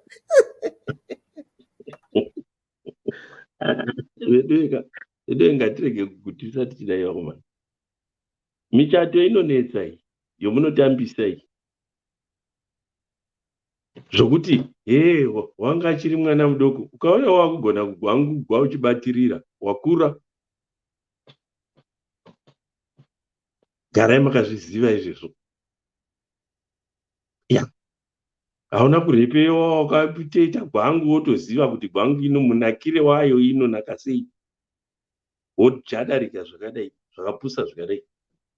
Ndini ndokuudzawo murume wako kuti mwana uyu unoona uyu Sophie uyu izita reX yangu. How would you feel? Pana pamwe petotamba nemuchato petisingakwanisi kunge tichitamba nemuchato. Tava zvangu kuona achitaura apo ndopo munombowa ini ndichiti achizotaura kuti handakaramwa navagwangu kati atusa Jesu. Aiwa, handingagari newe uri jumba musanduku rakadiro koni. Speaking. Ndiudzeiwo nyangwe ndimi. Tinotambisireiko muchato tikawana vanhu vanotida? Ndavona kakawanda ini in life. Vakadzi vaya vanodiwa kana kuti vaya varume vanodiwa vanochadarika zvimwe zvisina kana mwero. Ndedve ngatikurei uye ngatizive zvimwe zvinhu zvinotsamwisa nezvisingatsamwisi. Ini hangu sokutaura kwaita Lisa, ini handidi vanhu vanopa mazita avamwe vanhu. Ndakaramba ini zvokuti zita rangu ropuwa munhu. Kozi mwana iye akangoita zvinhu zvechibenzi. Amoni akafanana naSazita. Amoni akafanana naSazita. I don't want vanhu kutaura a lot of kuita domet nezita rangu. Ndataura ini handidi mwana munhu unotumidza mwana wangu zita rake. And voshuka ndo zvakaitika. Because ndaizviona unova vanhu vaitumidzwa mazita amwe amadzikoma akangoita zvimwe zvakangotsauzira zvakanga waindepiko wakangofanana naSazita wacho. I didn't like that. Kana handidi kuona munhu unopa mwana wake zita rangu handidi. Because zvinokutaura. Akafanana naike zvinongana ndotumidza mwana wangu kuti Ian Smith. Ndaradza independence iriko marubbish. I'm thinking the good memories of Ian Smith. Ndochokwadi chaicho. Nechiripo chichiitika. Ukaona ndakutumidza mwana wangu kuti Ian Smith. Imwe kandoitumidza kuti kana kuti Zano. Varume. Munenge magotumidza mwana neseneme yacho kuti zviite sei. Munomupa kuti Ian chete kuzoti Ian Smith obvious makuzotengesa. Aiwa, ndinenda svotekana nezvinhu zviri kuitika. Ine ipapo wakabhoekana nomurume wake urutofunga gwangu yakarovwa pamwe dog style nax wakaenda weblood transfusion ndozvaari kufunga. Ende bhurekera wacho naye ndofunga ndiye wakatanga kupasa mudhuri weberlin wall, because kashoma madzimai kukangamwa munhu wakapasa mudhuri weberlin wall. Makangamu especially kana wakapaswa zvakanaka nebulldozer rinongorova one time uchidonha, my god, unoita zvokutamba i mukati haawanzi kukangamwa munhu wakatanga kubvisira hembe. Izvezvo garai makazviziva izvi varume vari panapa. Chero rikaita jumba musanduku rakaita sei romurume, madzimai akangamwa vanhu vakadero, especially kana asina kutorepewa zvake, zvokuti wakati zumbu zumbu, monyepa imi.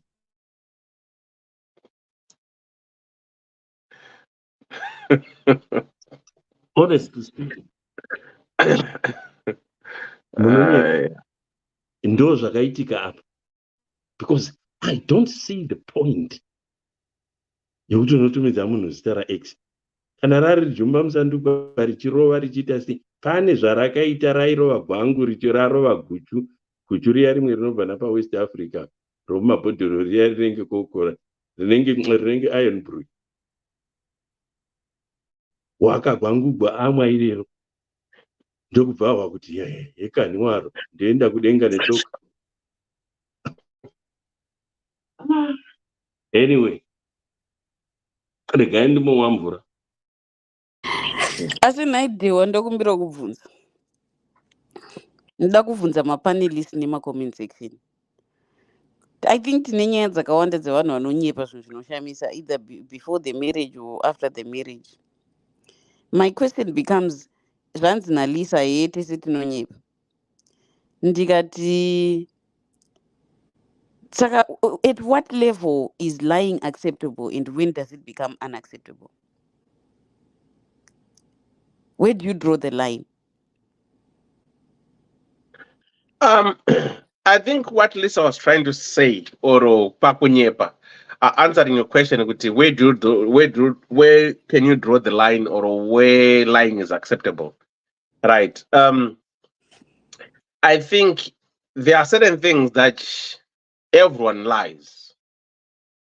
Ndokwanisa kubvunza something, wotongonyembera to my face, not kuti lie is in a harm, but you just wanted to get away with something, not that iri zvakafanira kubasatira ma-risk assessments. There are certain things that unongoti no, this is not a hazard, but pane risk kuti otherwise I might trip, but I can just step over. But because my health inspectors vanoti no, why wakasiya cable yakadai so, but unoti no, ndajera tokujump every day, you know. Saka there are certain lies which doesn't mean any harm, but which is what happened. I think this is what this was saying. With we all lie to a certain point, but not to lie like what this woman did. You get married, and you insist on saying, "I want to name. I've got a name that I want to name our child when the child is born, because that name inspires me. It reminds me of my uncle, who was an inspirational to me." Then okay, that's fine. That's not a problem. Then later to find out after 8 years, which no, you didn't have an uncle who was late, who was named as Mr. Chakut. Only to know what you named our son because of the vivid memories that you've got with your ex. Those lies are not acceptable. Right. I mean, it's a good benefit. Where can one draw a line to lie? Yes, Ngomadewa. Zvimwe chete nokungoti inike zvinondopfurindisa zita regirlfriend pamini brief yangu pakanzi Kelvin paya ndonyora kuti siwo. Ya, ndogara ndakaipfeka rekera iwe uchitomuziva siwo wacho rekera siwo wacho iwe uchitomuziva. What does that mean? It's ridiculous, to be honest.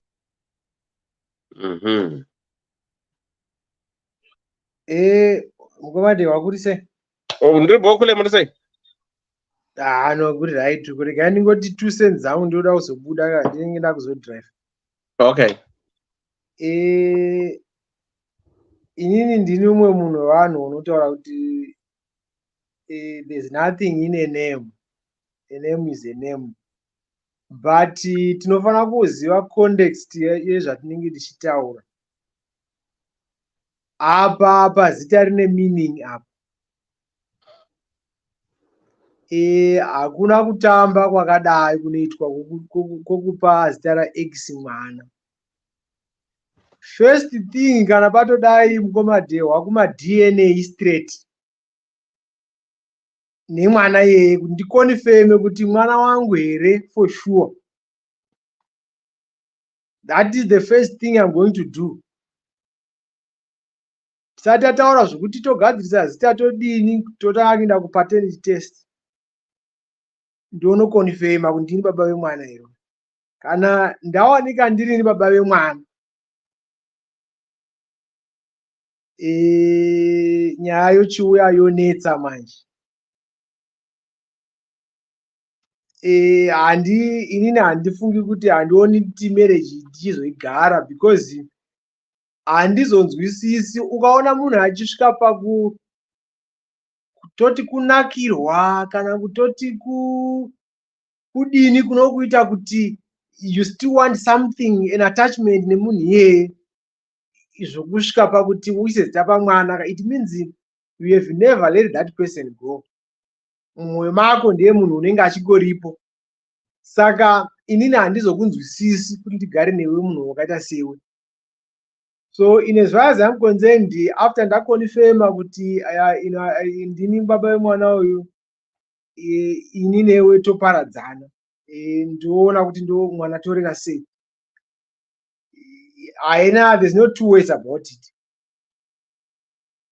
Kana zvaitikira kwandiri, handidi kuti ndispekulate, tongoti ndirini zvaitika kwandiri, inini ndo mutongero wandinoita iri yangu. Vamwe munogona kuzotongawo dzenyu nemutongero wenyu, but iri yangu ndo muperero wayo. Hatina pakawanda. Kana mazita ngaaite asiri emaX nezvimwe zvokuti wangonakidzwa na Benford paDDC, izvo unogonawo uya free kuti Benford uyawo paDDC, uya wawo paDDC, uya unongodumisa. Hapana ine connection, hapana attachment. But still futi ukazonyanyisa futi connection yacho zvino mubvunzo futi zvinogona kuzorambisa kuti munhu haufani kunakirwa nemunhu kuzosvika pakapfurikidza zvakadaro. Futi zvinenge zvaane mutauro mumamarriages futi. Saka inini hangu ngomadhe vanhu vomutongero wangu ndapedza. Thanks Kule. Mashumba David. Nhasi kunonaya mvura yakaoma. Why? Nhasi ndiri kusame side namukoma gwangu namukoma Benford. Kora mira wakadaro. Mashumba makadini? Mushe muri sei kule? Muri dzurudi? Mushe. Muri sei vamwe vese? Murudo. Nyaya wainzwa ere wada kuti kuverengere? Aiwa, nyaya ndainzwa. What's your take? Ndiri kuona kunge nyaya iyi kai muri kuibata side one. Okay. Nyaya haina evidence kai. And friend iyi azopinda nhasi aivepi pa8 years vanhu varoorana. Iye haukamu azoinvestigata izvezvi kuti hakuna anko vane zita iroro after 8 years vari vese kana vanga vakaroorana zveshuwa. Jehovah's Witness vanhu vanoita zvemutemo, and kana vanhu vakatoita zvokumanikidzwa kuti varambane vaviri ava, kureva kuti mukomana uyu aitozikanwa zvese nezita. Chinova chinhu chokuti aitoziva kuti mukadzi wangu akambodanana naThomas, ndo mukomana wawakarambana. But zita rapiwa mwana harisiro reboyfriend vokumanikidzwa vaya. And iye pa8 years pese dzana kuziva, it's a few weeks ago paazonzwa nasawira apinda uyu. Saka iye 8 years achigara haana kuzviziva, pa2 weeks idzodzi ndo painvestigate akaziva kuti hakuna ankoro vanonzi Thomas pa2 weeks idzodzidzi. And kana yanga iri friend anga akanyararirei makore esaya, and chii chazomupa kuti azozvitaura nhasi? Nokuti mwana haana kuzvarwa nezuro, mwana ane 8 years, mwana akuenda kuchikoro uyu. Chii chazoita Sawira uyu kuti azvitaure nhasi kana anga ari taiti zvokudaro? Chii chazoita kuti azvitaure nhasi? Uye amushuwa kuti zita iri harisi raX uyu, hapatorina chokwadi kuti chokwadi here. What if X uyu ari kutongoda kuparadza imba, kana ari X wechikadzi, ari ndiye ari kuda uyushu, ari ndiye ari kuda mukadzi ushu, or else kana ari wechikadzi ari kuda kutodanana nababa, because X hatisiziva kuti murume here kati mukadzi. Ko kana ari kuda kutoparadza imba ndiye atore murume.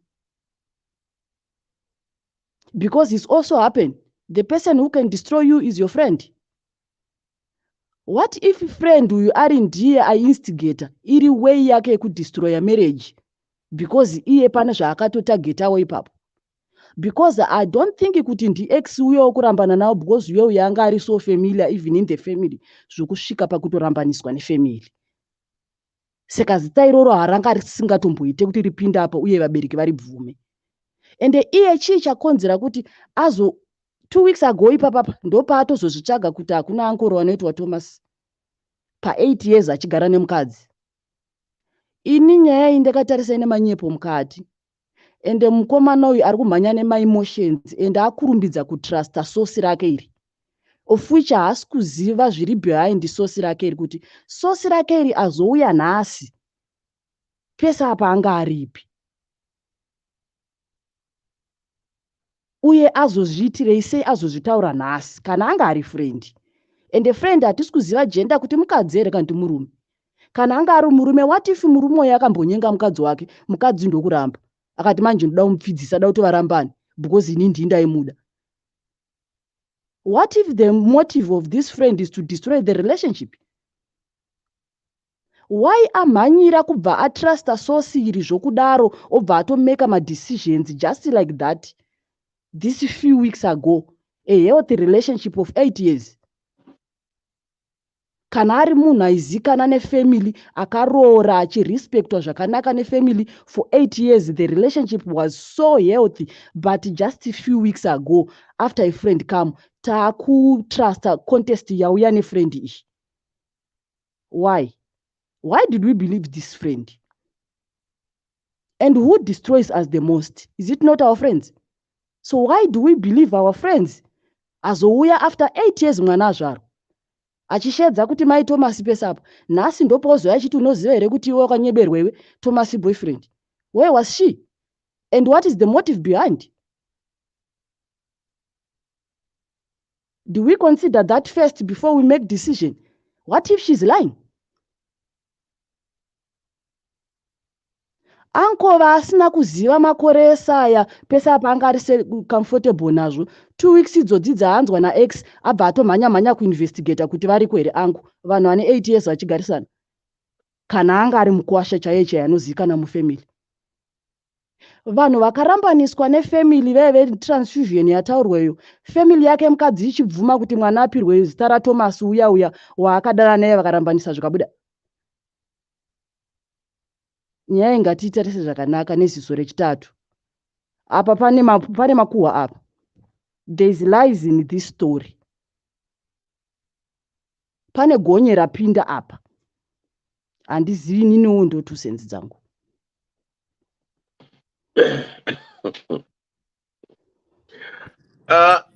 Mashumba ndisi kuda kupikisana nemi zvangu asi ndichapikisana nemi. Maryiwa makadi.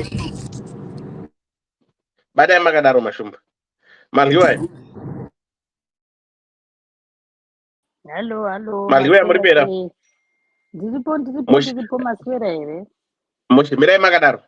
Right, first cut is the deepest. Hi DDC, I'm a man age 38 and my wife is 35. We have been married for 8 years and we have 2 kids. My son who is 6 and my daughter who is 1. I met my wife at the Kingdom Hall as we are both Jehovah's Witnesses. She was previously engaged, but the ex got excommunicated for accepting a blood transfusion and they were forced to break up. We have a healthy marriage as we complement each other perfectly. We have a perfect family. When we had our son, My wife kept on saying she had a name in mind which was inspired by an uncle who is late. Handina hangu kumboita dambudziko nazvo as long as my son had my surname. Mavhiki apfuura aya, I got a random message from one of our friends achindiudza kuti ndakanyeperwa and my son akatiwa zita X wamai wake. She never stopped laughing. When I confronted my wife, she said it's a coincidence that they share the same name, and she went on saying it's only me, the man she loves. Ndakamuudza kuti we either change my son's name legally or we divorce. Am I taking it too far? Please help. So, what's your take on this?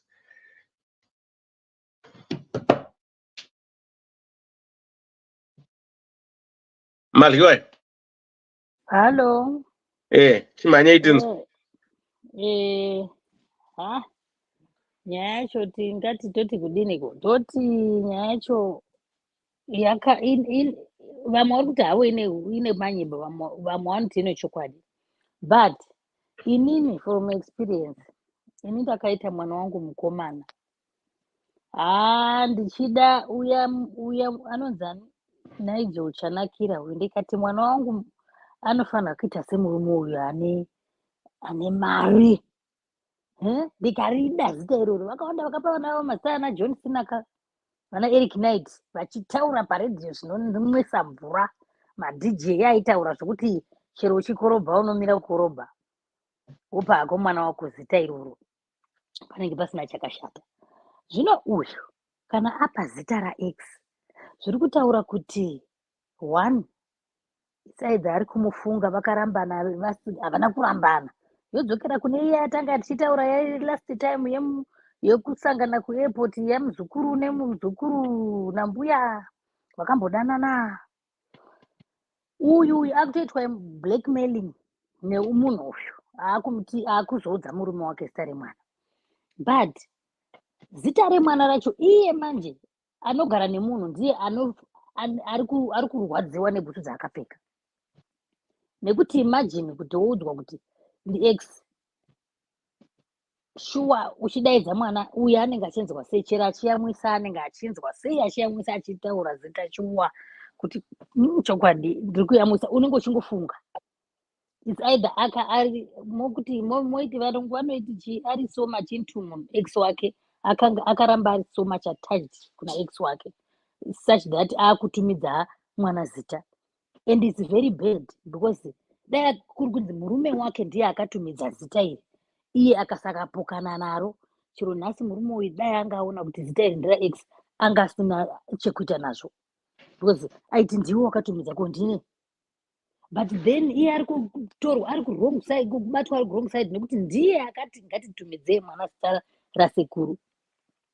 It can be kuti vanhu vane vakanyarara. Munoziva chimwe chinhu ini sandakaona semadzimai, muupenyu hwedu tinogona kupinda marelationship togara mumusha muya, patinotanga kuita tumanyawi twatinenge takuitira vanhu vari kuziva history yedu.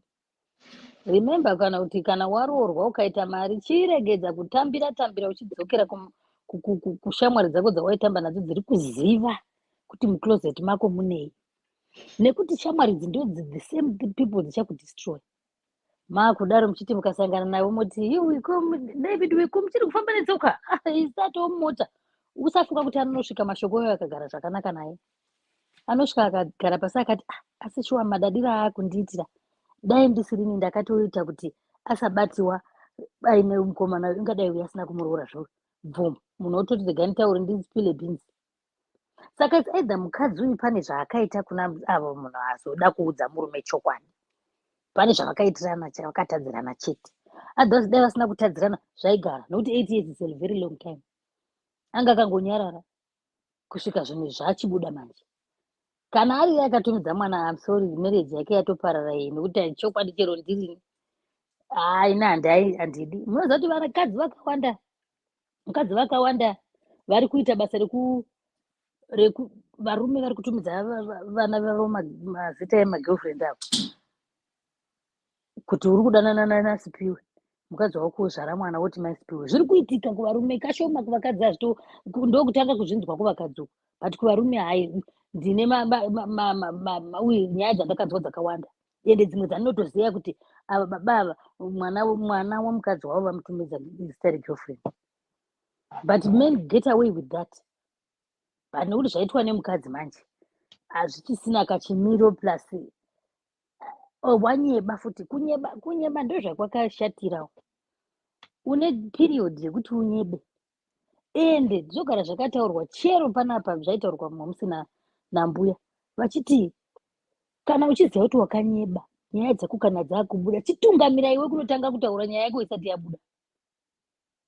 Obviously akaona mared flags dzinei zvaitaurwa kuti zvezita izvi zvichabuda ingadai akaaprocha murume wake kudhara. Shamwari ine zita iri kai hapana sekuru vandaitaura kuti vakafa hapana, asi kungoti zveshuwa izita ranga ndakangofarira nekuti apa hapasina marriage yatofa hakutongofa kwemene. Chero kadai ndandirini chero dai ndandirini mukadzi murume ndaziva kuti mwana wedu takamupa zita regirlfriend ipapo chero bhethi racho ndinotongori dambura ipapo totoritora rimwe hakuna way out. Otherwise zvitori nani kutobaya vaichema kuti vamwene vari kuti tumizai zita mwana wangu zita mwana wenyu zita ritori nani ravamwene vari kuona kuti ndimai vemurume dhani iri zita iri rekuti iko chokwadi boyfriend yake ko vakazosangana ko kana vachitotaurirana kuinbox akasecha foni yemukadzi uyu pachatoonekwa chat. It's either mwana weboyfriend ex kana kuti achiri attached kuna ex. Haungatumidzi mwana wako zita raex wako, hazviiti. Tombomwa mvura. Alright, mirai makadaro. Right. Call up a phone. How are you? Caller up a phone. Mushe zirudi. Mushe, what's your take? Yeah, I have quite a take. Amatango toranga ina chuan zira tisi baba and show my own issue. But Papa Zunya Zotoranga, okay, second do you better. Masi Mruma Bata Lemakua. I was what is so to see. The Zita Remana is the ex. Not to see, I everything. Tiagabata. Kana zakatora na ex akaona precipity za ex akaona zvakafanana neseremono. Kamurume akatondikwa. Sorry, excuse me. But okay, ndichanga kupa yangu. Well, firstly, I agree na antu vambotaura vakati. Iya murume uyu anogokabira nyaya this is not evidence free. Ndichanga kupa yangu kanyaya yangu. Okay. Ndichiri ku like my first second year of university. The Humbrita, my first boyfriend. Yeah, to tango da. Of course, and you know, ponies I'm kumana way always a serious na yun ko Humbrita wang kumana. Saka pani mo kumana kang Humbrita ngayon kapag saka kumana yun the band na dapat sambani ni hangkang na naman. Saka paka ndiwona angakamira nevangokumana zangu dzakapfudzana hapana zvakataurwa apa ndinotaura nawo hapana mawords akaexchanged zvakapfuura zvakanaka. And then after 2 hours boyfriend yangu ikati ndatumirwa text neone of vakomana vanga vari pepe apena zvaakataura zvataura pazvanga zviri zvokunyeka ndobva ndibvunza kuti ari kuti makadanana chichichichichi ndikati akati ichokwadi here ndikati aiwa hachisi chokwadi ndikamuudza saidi rangu kuti aiwa akambondinyenga chichichi tozivana sochi saka hapana zvakamboitika pakati pangu naye nhasi ndofirst time yekutomuonawo saka handizivi kuti zviri kubva kupi. Ndakangomuudza chokwadi samaziva nderega handina zvandakasirira. And iwo semunhu because relationship yanga iri nyowani ndakasingazivi kuti achazvitora sei achabhilivha mukomana uyo here kana kuti achabhilivha inini. But munoziva mukoma angotora charge of situation akati okay zvautondiudza zvakakwana and I'm satisfied with it. Munoziva zvazvakandiita inini as a woman it showed me kuti okay, munhu hatisatoziyana for a long time, but achuza kumira nemunhu wake haanobhelievha zvinhu zvemakuhwa. Makuhwa isn't true, but akandirakidza kuti akamira neni. Saka point yangu, and relationship yakabva yatosimba, of course, akazoramba neni kupana, but ndo chinhu one. Kana pane anything chandinoremember about mukomana ichocho kuti ayopaipaizi akamira neni when he could have gone the other way. Aigona kutobhilipa muvanhu since angasizandizini. Saka point yangu nababa ndeyekuti undapana chinhu chandakambaka sevanhu vanokukabira nyaya dzevamwe vanhu. Sure, unogara neni mumba ndine mukadzi wako, but uri kubhilivha akambozi weda munhu wepadhuze. This was makuhwa ataurwa. Vari makadai vanosota mani. In a quantity that shows a lot of insecurity, number one. And then ndabva ipapo pakamboita kuti kabwe ndakambonyenga rimwe mukomana aita zvokuti zvekuudza vanhu kuti ndiri kudanana nengi. Okay, anenge ari pakunyenga ipopo akutaura kuti tiri kudanana ndimaiguru venyu saka mukaone izinzi mutondiudza. Munoziva zvinhu zvakadaro zvazvinoita zvinoita kuti zvinounza vanhu kuti vanhu vanenge vasingadi chakanaka penyu. It makes relationship here inogona kuinfiltrata nemunhu wese. And yakangofanana nebhoti neburi nekuti mvura inongopinda zvotongonyura kudaro.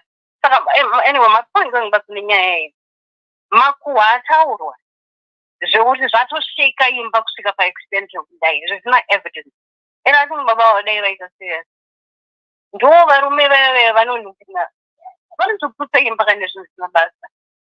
And this one is a story. I'm sorry. I'm quite annoyed with it, to be honest. First of all, and this could think okay, we will investigate. But I feel one very important is one of the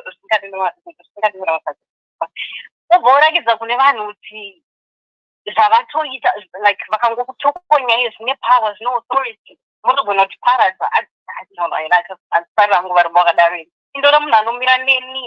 you know, unless I don't give wounds of saying, but whenever I will get involved. That's too just here. But I don't know, he's showing a lot of weakness on TV. You know, I'm not attracted to him. I don't know. I don't know. You know, I just think his case, it doesn't hold any water because I have evidence.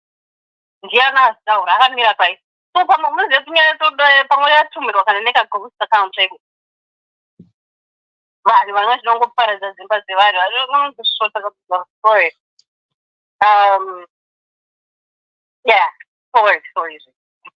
But there's no less about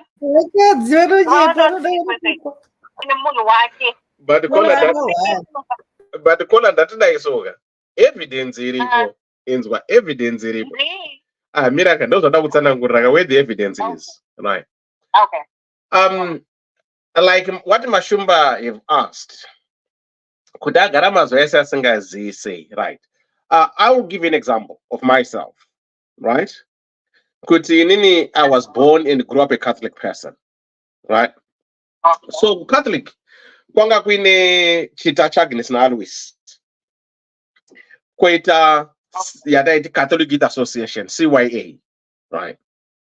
So every parish taenda kumisangano, right? Taikwanisa kwenda kuMondoro, taikwanisa kwenda kwa Murewa, taikwanisa kwenda kwa Chihota, taikwanisa kwenda kwa Mutare, taikwanisa kwenda Bulawayo, ari maparishes tonosangana te we going to compete a Catholic Youth Association. Chito chagnes na always chaita those trips, right?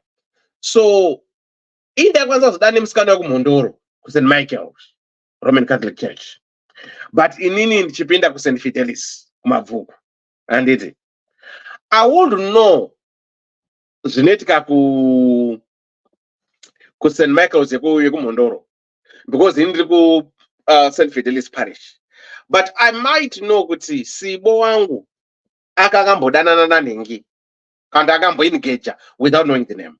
But in this one, where the evidence is, ndeyekuti paakazobvunza mukadzi wake after He received, I received a text message from our friends, and meaning to say, the wife's friends and the husband's friends, they are the same friends, right?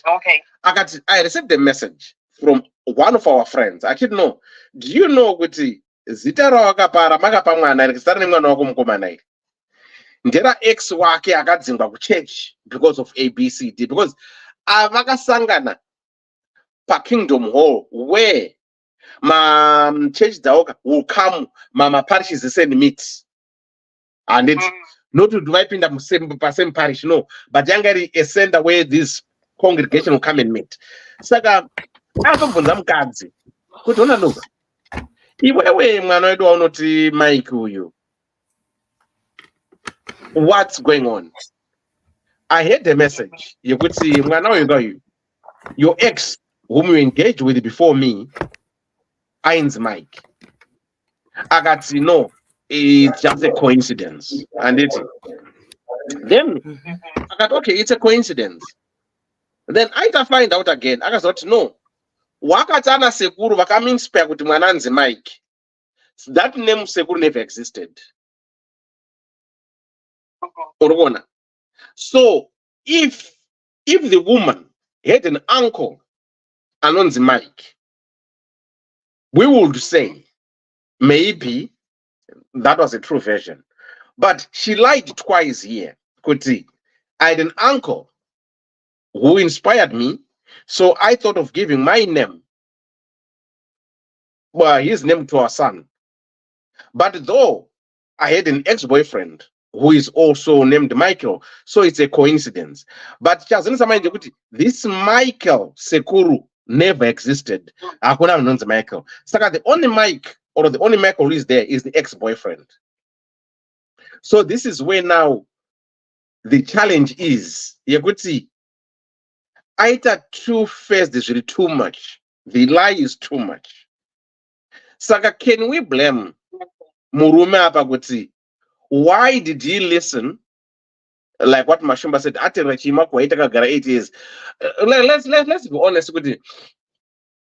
My relationships and my marriages or my partners that we have some people who take things face value, what you tell them, right?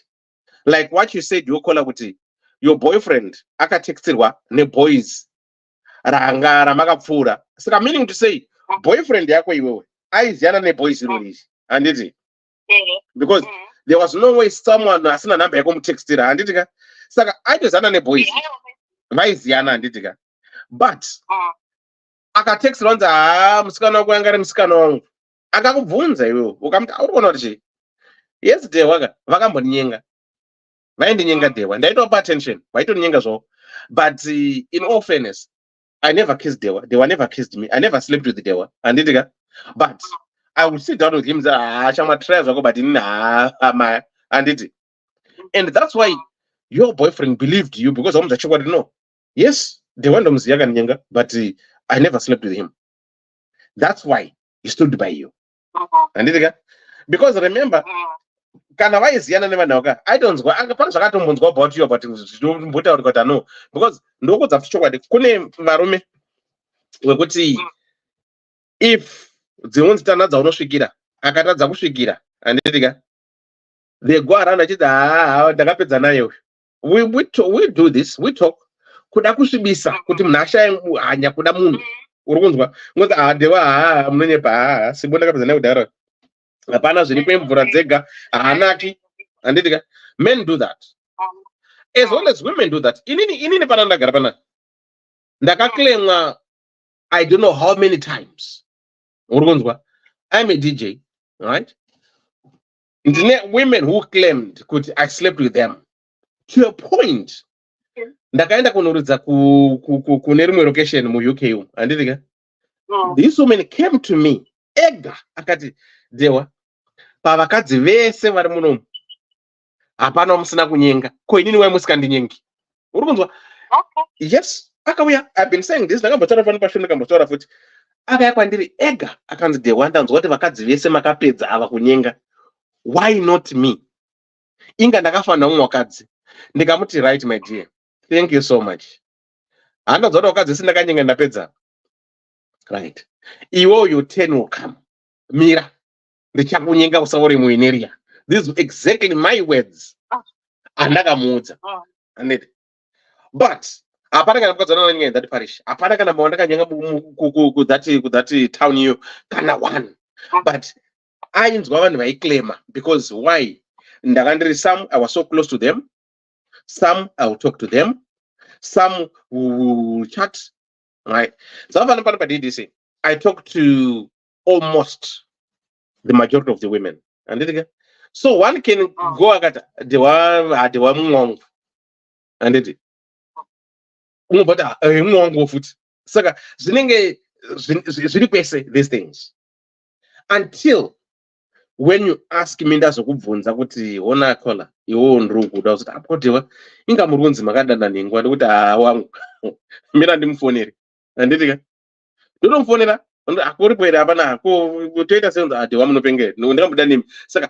this is why your boyfriend believed you, because this was just the talk and talk is cheap. But this woman is different. Akatonyepa kundina sekuru, but asina but younger boyfriend. I think this is where this whole shenanigan is not sitting well with this man. This is me just saying. Okay, but paka akataurota akuna sekuru vangonesero. Akavuma. Mutsamba akavuma. Mukadzi akadai wazvishuwa akuna sekuru. Mira katipoerenga. Munopoerengera saka. Aiwa, because ndonzonge in my understanding ndonzonge mati sekuru variko but ex-boyfriend ngere which was going to bring me to my next. Mutsamba muna kuadreswa kunzi sekuru variko here kana kuti avako. Akabvuma kuti zita ndere ex-boyfriend but ana. And when I confronted my wife, she said it's a coincidence that they share the same name. And then okay. Same name na ex. Aiwa, no. Kuno kudenga kuno kwanditi. Akati iye. And when we had our son, my wife kept on saying she had the name in mind, which was inspired by an uncle who is late. Right? Zikanzi, andina hangu kumbuda, andina hangu mbita dambudziko nazo, as long as my son had my surname. Mavika apfura aya, I got a random message from one of our friends. Achinudza kundakanyeperwa, and my son akapiwa stara X. Ramai vake meaning mukadzi wake. Andidika? Whom she never stopped laughing. When I confronted my wife, she said it's a coincidence that they share the same name. And she went on to say, it's only me, the man she loves. Bababada. Meaning reassure munhu wake. Okay. Kwanza ndekuti not sekuru avaexist. Those are the long. Aiwa, sekuru is late. Right. When sekuru is late, and sekuru is late. But upper point yekuti tikadautarisa context iripo anditika. Ndiye kuti acknowledge kuti the name remwana apa disclaimer kuti it's a coincidence rekuti rafanana nezita ra X. Anditika?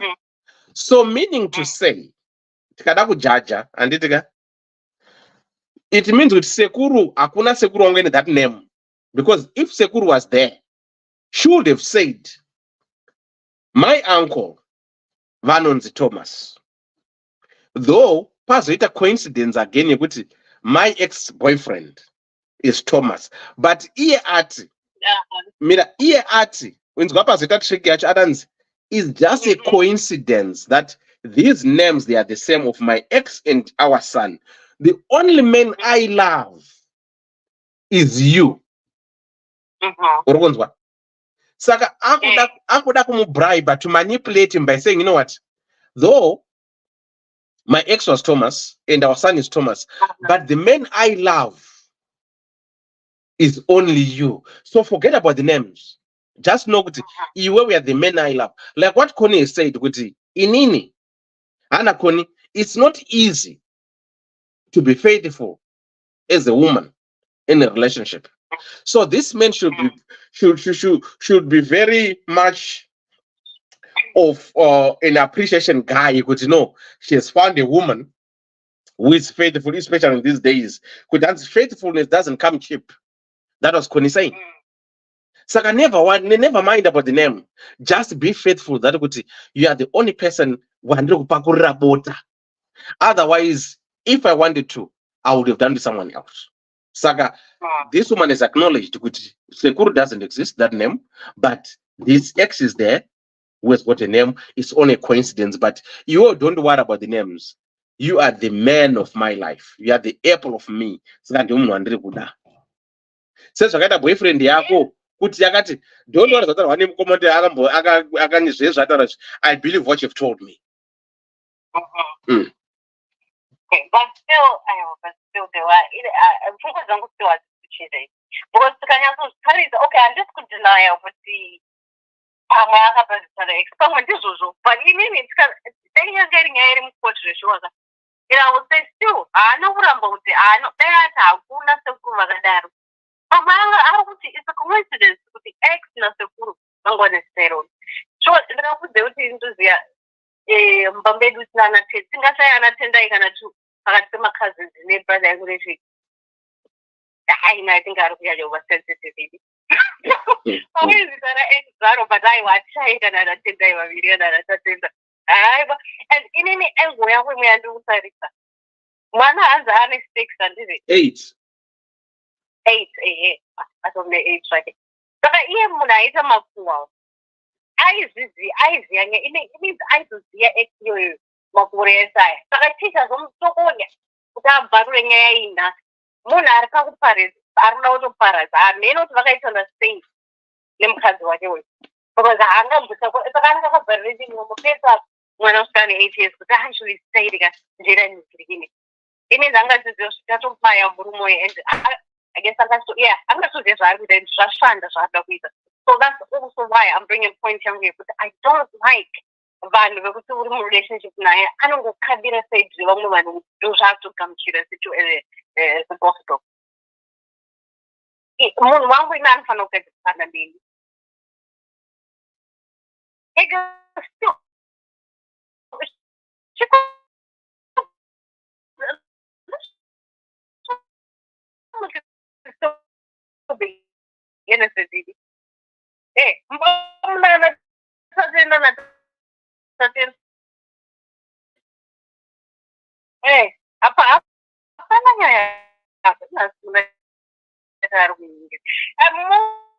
I would do, I'm kind of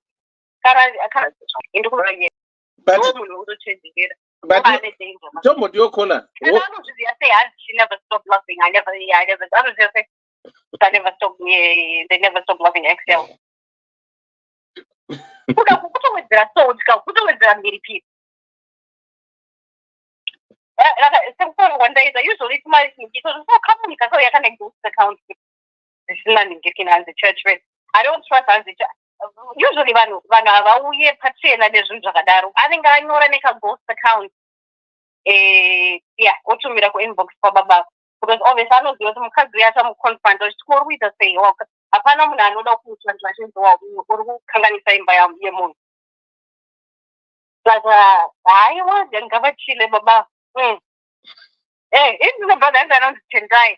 And that's the wrong go against but couldn't wait and die put on the side of Bamboo. A parallel connection, a panel was the keeper for an opposite. There's no way money from us. But he must say so. I attend I attend that enough way. That is the end with one of the sheep. But you like Cola. Don't put your Mukazon Taroran and it again. To Batagara, to Tamana sales. Let's use this example. And it.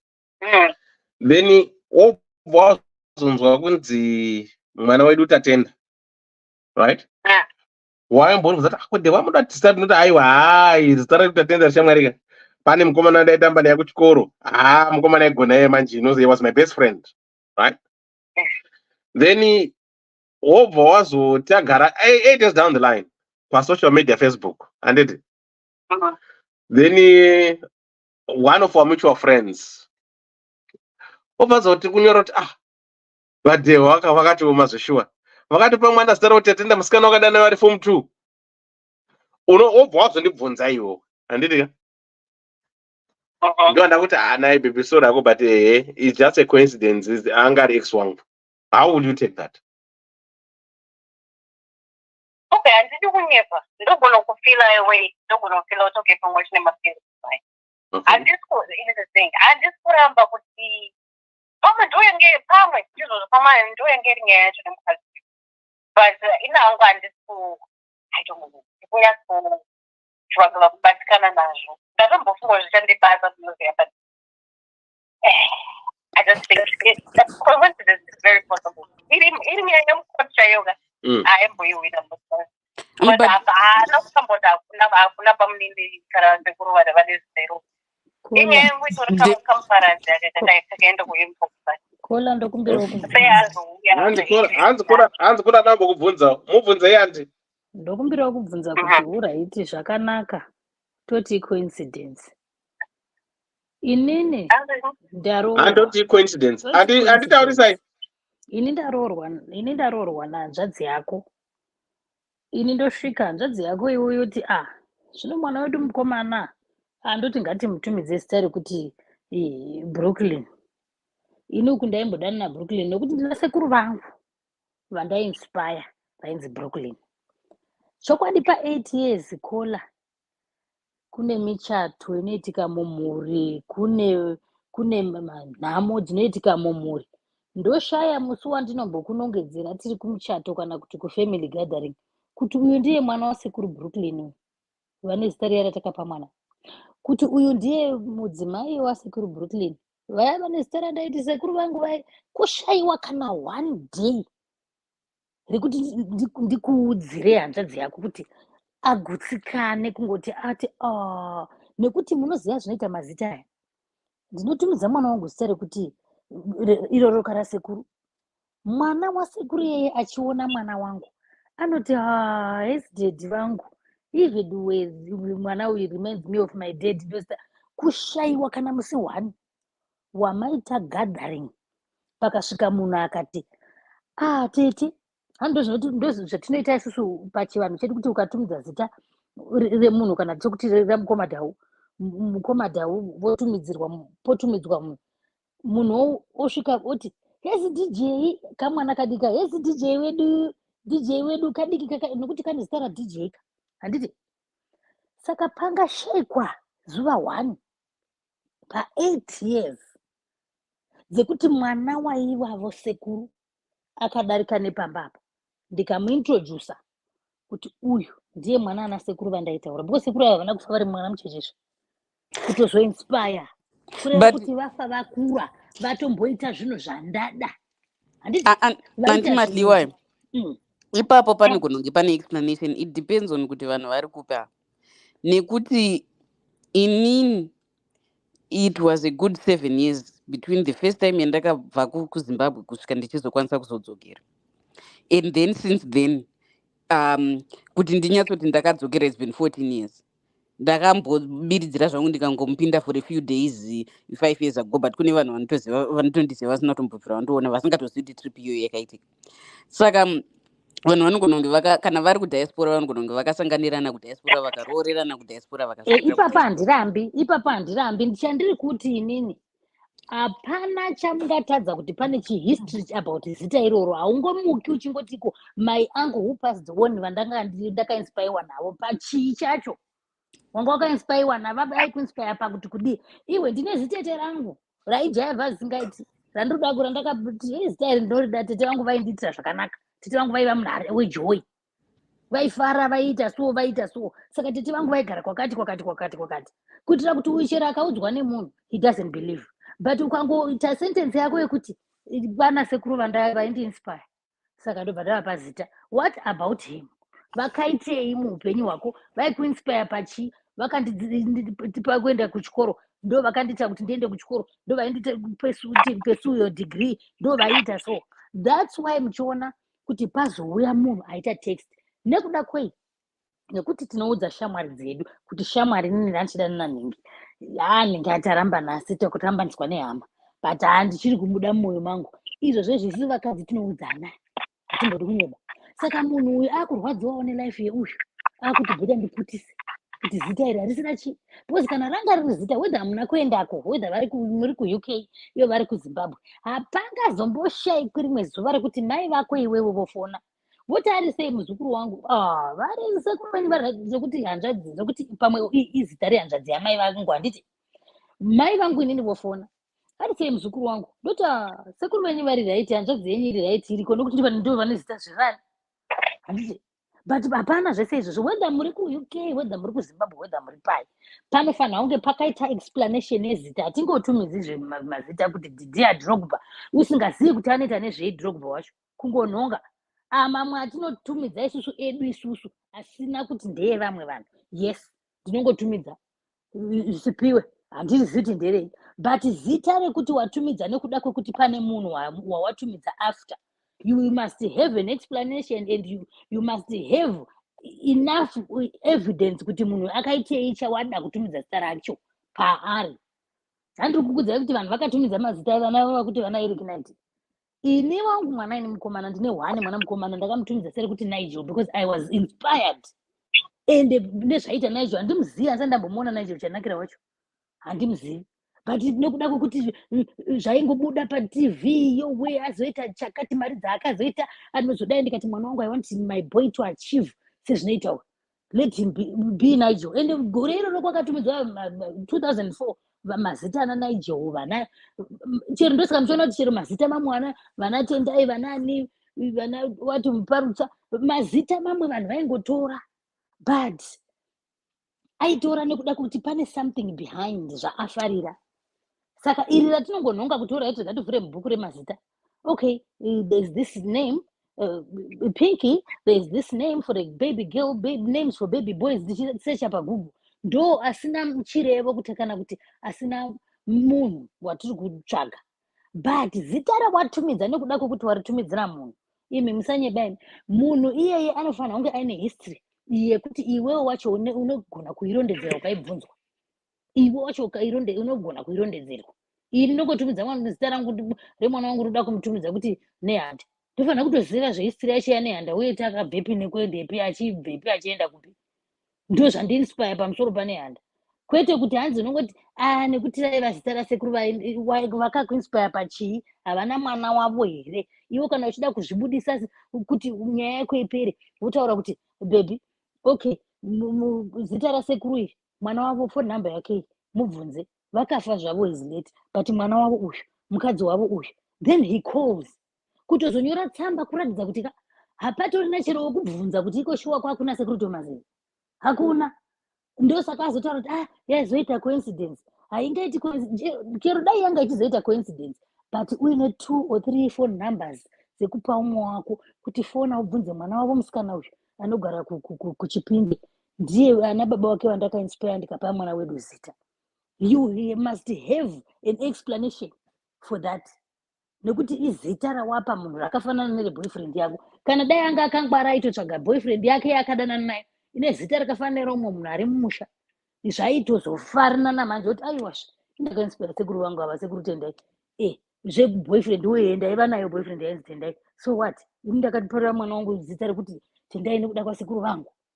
But kana kuchinzi sekuru wacho hakuna kana phone number yaangona kupa murume wake kuti chibvunzai mukadzi wavo, ivo vakafa asi mukadzi wavo mupenyu, ivo vakafa asi sisi vavo vamwe vapenyu, asi kuti bvunzai murume wobvunza, zvingadai asina kutombonyora tsamba, ingadai angobvunza ikoko zvangoperera ikoko, but because abvunza akaudzwa mhinduro isina kumugusa, that's why anyora tsamba kuti aiwasha hazvina explanation, munhu akuti coincidence, aiwa hazviti.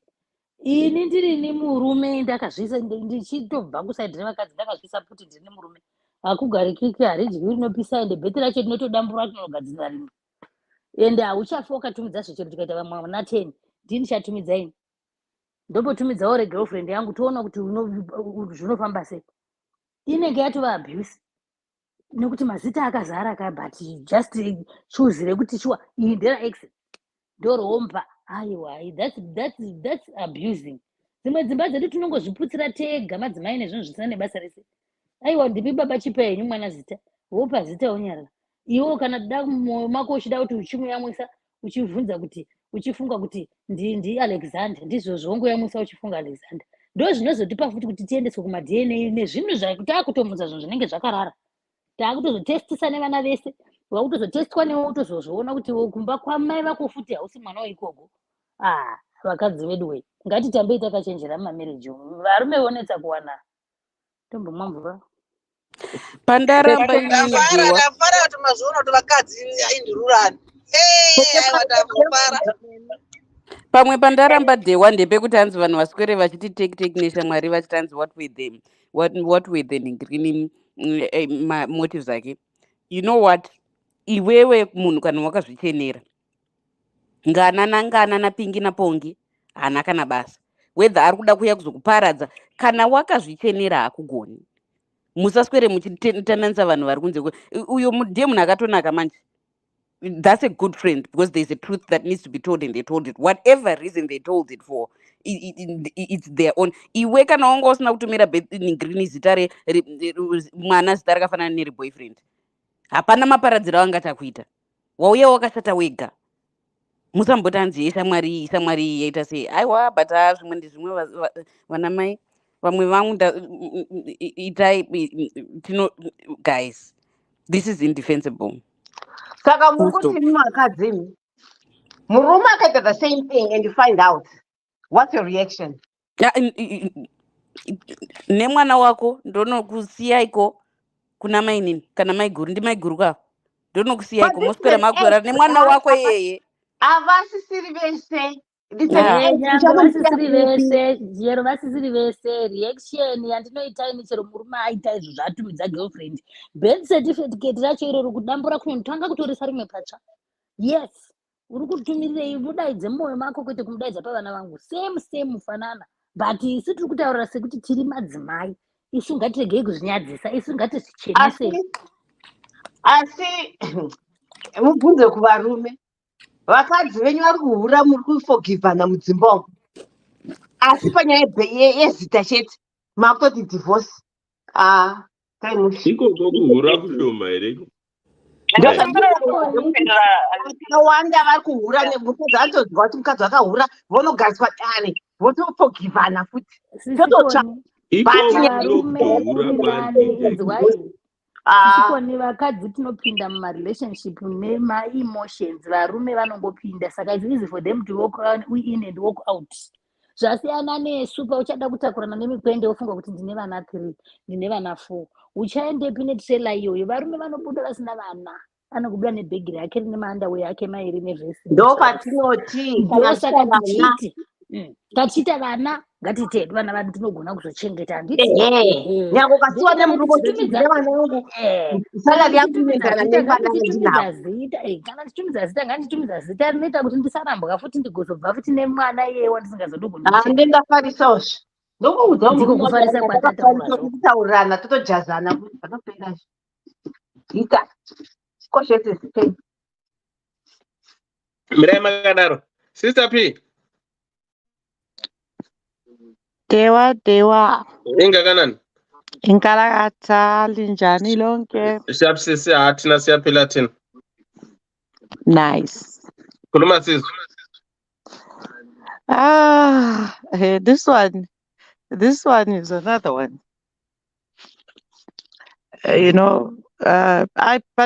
Dewa, you know my story anyway. I've got a similar story, myself. So I wouldn't judge the guy so much. But to me, I did that. I named, with me, there were 2 names. All my life, I said, I want my son to be called between these 2 names, yeah? Mm-hmm. And then, but this other one, family rakawanda. So I was left with 1. So I named mwanangu mkomana zita iroro as a middle name. and I didn't see any problem. But baba wacho was angry because inini the time ndiri kuchipatara ndanzwa mashoko kuti hanzi if mwana aitwa zita iroro which means hasi wangu, so obva aramba mwana hanzi mwana asi wangu awani DNA mwana which means ndewababa ava, meaning our friend, and that's what he believes up to today. Kuti inini I had a relationship with this guy, and I tried to kugara naye pasi kuti dude, you know, I've known this person for years, and it's got nothing to do with him. I had these names, and I said, my child, I'll call him this name or this one, you know. But men, I think for me, overreacted because I explained and explained, and then that he go, okay, give him one zita that you want, your own. Then I edit. I deposit and it. But what I want to say is, it can actually break everything. But for me, I don't understand why would someone overreact to that point. Because even me, if the guy gave the name of whatever, it doesn't affect me because I'm not with that person. He's not with that person, you know. So that's what I'm telling you. To me, that's what is happening to me. You know, 5 months. But in those situations I'm facing, but if he's reacting that way, if he wants the name erased, I'll advise him, it's okay. He can have that name erased if that's what he wants. You know, I'm talking about our anonymous. So those things happen, but we can talk, like me, I don't find it any problem. But when the other person reacts, that's where a problem is. So, but also a thing that you can unorambira munhu ichocho, but they can talk about it and then agree. If he is still not happy, then they can change the name. It's not a problem, you know. But sometimes I feel that we shouldn't overreact over some things. If it's explained to you, that's my short thing. I'll say with Iowa, we shouldn't divide them, but then they should agree with if Mzimai says with Iowa, Tovisa Zita or it's possible, you know. There's no need for all the drama. That's all. These days I've got short answers because some things they were just spend 5 hours. But some things are just petty. They are petty. It's like you would indeed jealous over Munafa, ex Munafa. You know, why do you have my pictures, ex Yaku? So it's some things that we fight over my relationships that for me, it doesn't, it's not something that I find it should be a cause of concern. Okay. Ndapedza zvangu. Thank you so much. Caller phone, do you want to say something? Inangu yana ashongopindura achimazivayo pane point avataura kuti hanzi kana dai, I think those avataura anyway, kuti dai kwanga kuna sekuru ava zvichiva sei zvisina umbonzi vasinoona kana umbonzi vari kuuya kana kuti any reference yasekuru. And what I have to say about that is, I think ukama ule ma levels, especially ukama weddings in our culture. Just because mundamuti ndisekuru azirewo kuti ndisekuru wepadhuze brother yamai, pane vamwe vanhu vanongopana vanongopfuura life patime iyoyo vanongoita impact kana kuti munhu iye akakubata zvakanaka sere. Inini handichamutika Peter, ndinenge ndakuti sekuru yatova hama yangu akandibatsira in my time of need. Saka point yangu ndeyekuti hazireve kuti ndiri kuende sekuru ava vaexiste because havana kumbotaura nezvavo. Pamwe haizi hama yemumba, pamwe ndisekuru vemurodhi vemurodhi but ari munhu akanaka. and ndakangofarira unoziva kwafarira munhu unozofarirawo nezita rake. Also point yangu ndeyekuti yes, it could be chero akata zita raex handifunge kuti nyaya iri kuchandisira kufarira. Okay, if she's guilty I will support kuti even then anogona ake unongochinja. I also respect murume wake unongochinjisa mwana kana anga asitendai ungozitendekai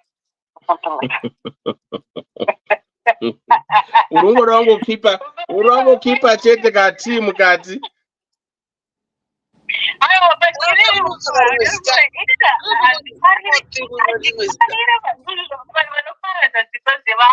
because munhu auya kuinbox saka imba yotomoka because nani zvakati handingofarire munhu handizvifarire. I think sometimes shuwa kumira nemunhu wako it just shows the weakness. Even personally, I think it shows the weakness when I'm atoshushikana and you don't know kuti akaenda nyaya yacho pamwe iye vakatomboita bandai vasingarari achingo you know. I don't think I'm not trying to focus on kuti mukadzi ari guilty because I don't think pane chanyatsoraki kuti she did what she did out of malice kana ill intention. Amwe mazita anongonji like ndine zita yandongokarira ndingoti mwana ndiri kuzitaramsa ameno zita rinongondibata moyo wangu and ndongofika kuti akadai mwana akaita amwe zita rakangonaka you know. There's something in the name amwe mazita anongonza maropafazi. Saka Kola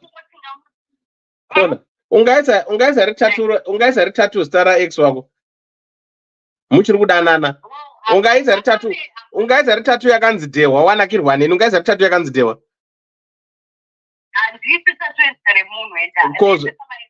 ko zvasiyana chi nekunema mwana zita raex nekusata tu.